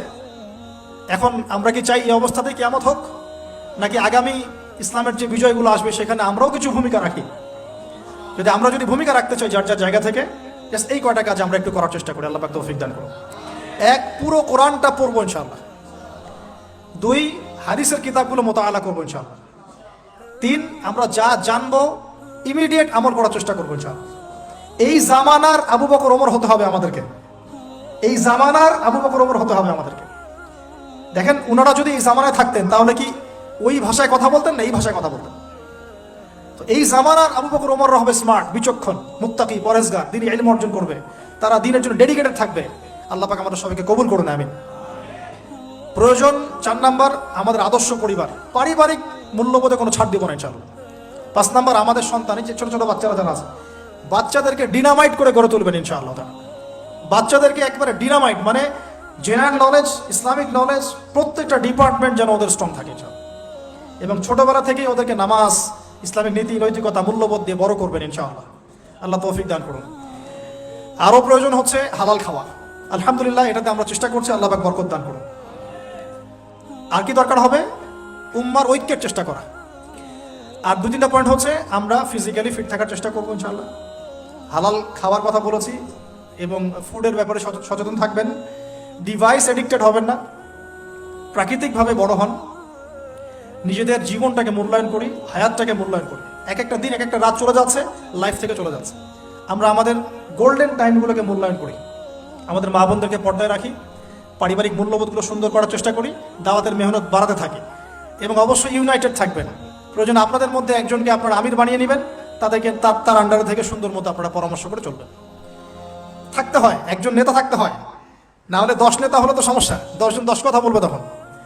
হ্যাঁ, যখন ইমামুল মাহদি আসবেন, ঈসা ইবনে মারিয়াম আসবেন, তখন গ্লোবাল আমির হবে ইনশাআল্লাহ। এখন তো গ্লোবাল আমির নাই, আছে তো কমিউনিটি বেস আপনারা পরামর্শ করে সুরাভিত্তিক চলার চেষ্টা করেন। আল্লাহ পাক তৌফিক এনায়েত করেন। সবশেষ কথা হচ্ছে এই, যদি আমরা এভাবে আমাদের জীবনটা কাটাতে পারি, ইনশাআল্লাহ সূরাতুল বাকারার এই 207 নম্বর আয়াতের উপর আমল হয়ে যাবে ইনশাআল্লাহ। আমরা সেই সব বান্দাদের অন্তর্ভুক্ত হব ইনশাআল্লাহ যাদের ব্যাপারে আল্লাহ পাক বলেছেন ওয়া মিনান নাস, মানুষের মধ্যে কিছু মানুষ আছে, মাই ইয়াশরি নাফসাহু ইবতিগা মারদাতিল্লাহ, যারা আল্লাহ পাকের সন্তুষ্টির জন্য তাদের জীবনটাকে ঢেলে দিয়েছে একেবারে। যারা আল্লাহ পাকের জন্য, আল্লাহর সন্তুষ্টির জন্য তার জীবনটা নফসটাকে ঢেলে দিয়েছেন ইনশাআল্লাহ। আল্লাহু রাউফুম বিল ইবাদ, এই মানুষগুলোর জন্য আল্লাহ পাক হবেন প্রচন্ড রকম কোমল, নরম, সফট। আল্লাহ পাক আমাদের সবাইকে সেই সব বান্দাদের অন্তর্ভুক্ত হওয়ার তৌফিক দান করুন, সকলে বলে আমিন।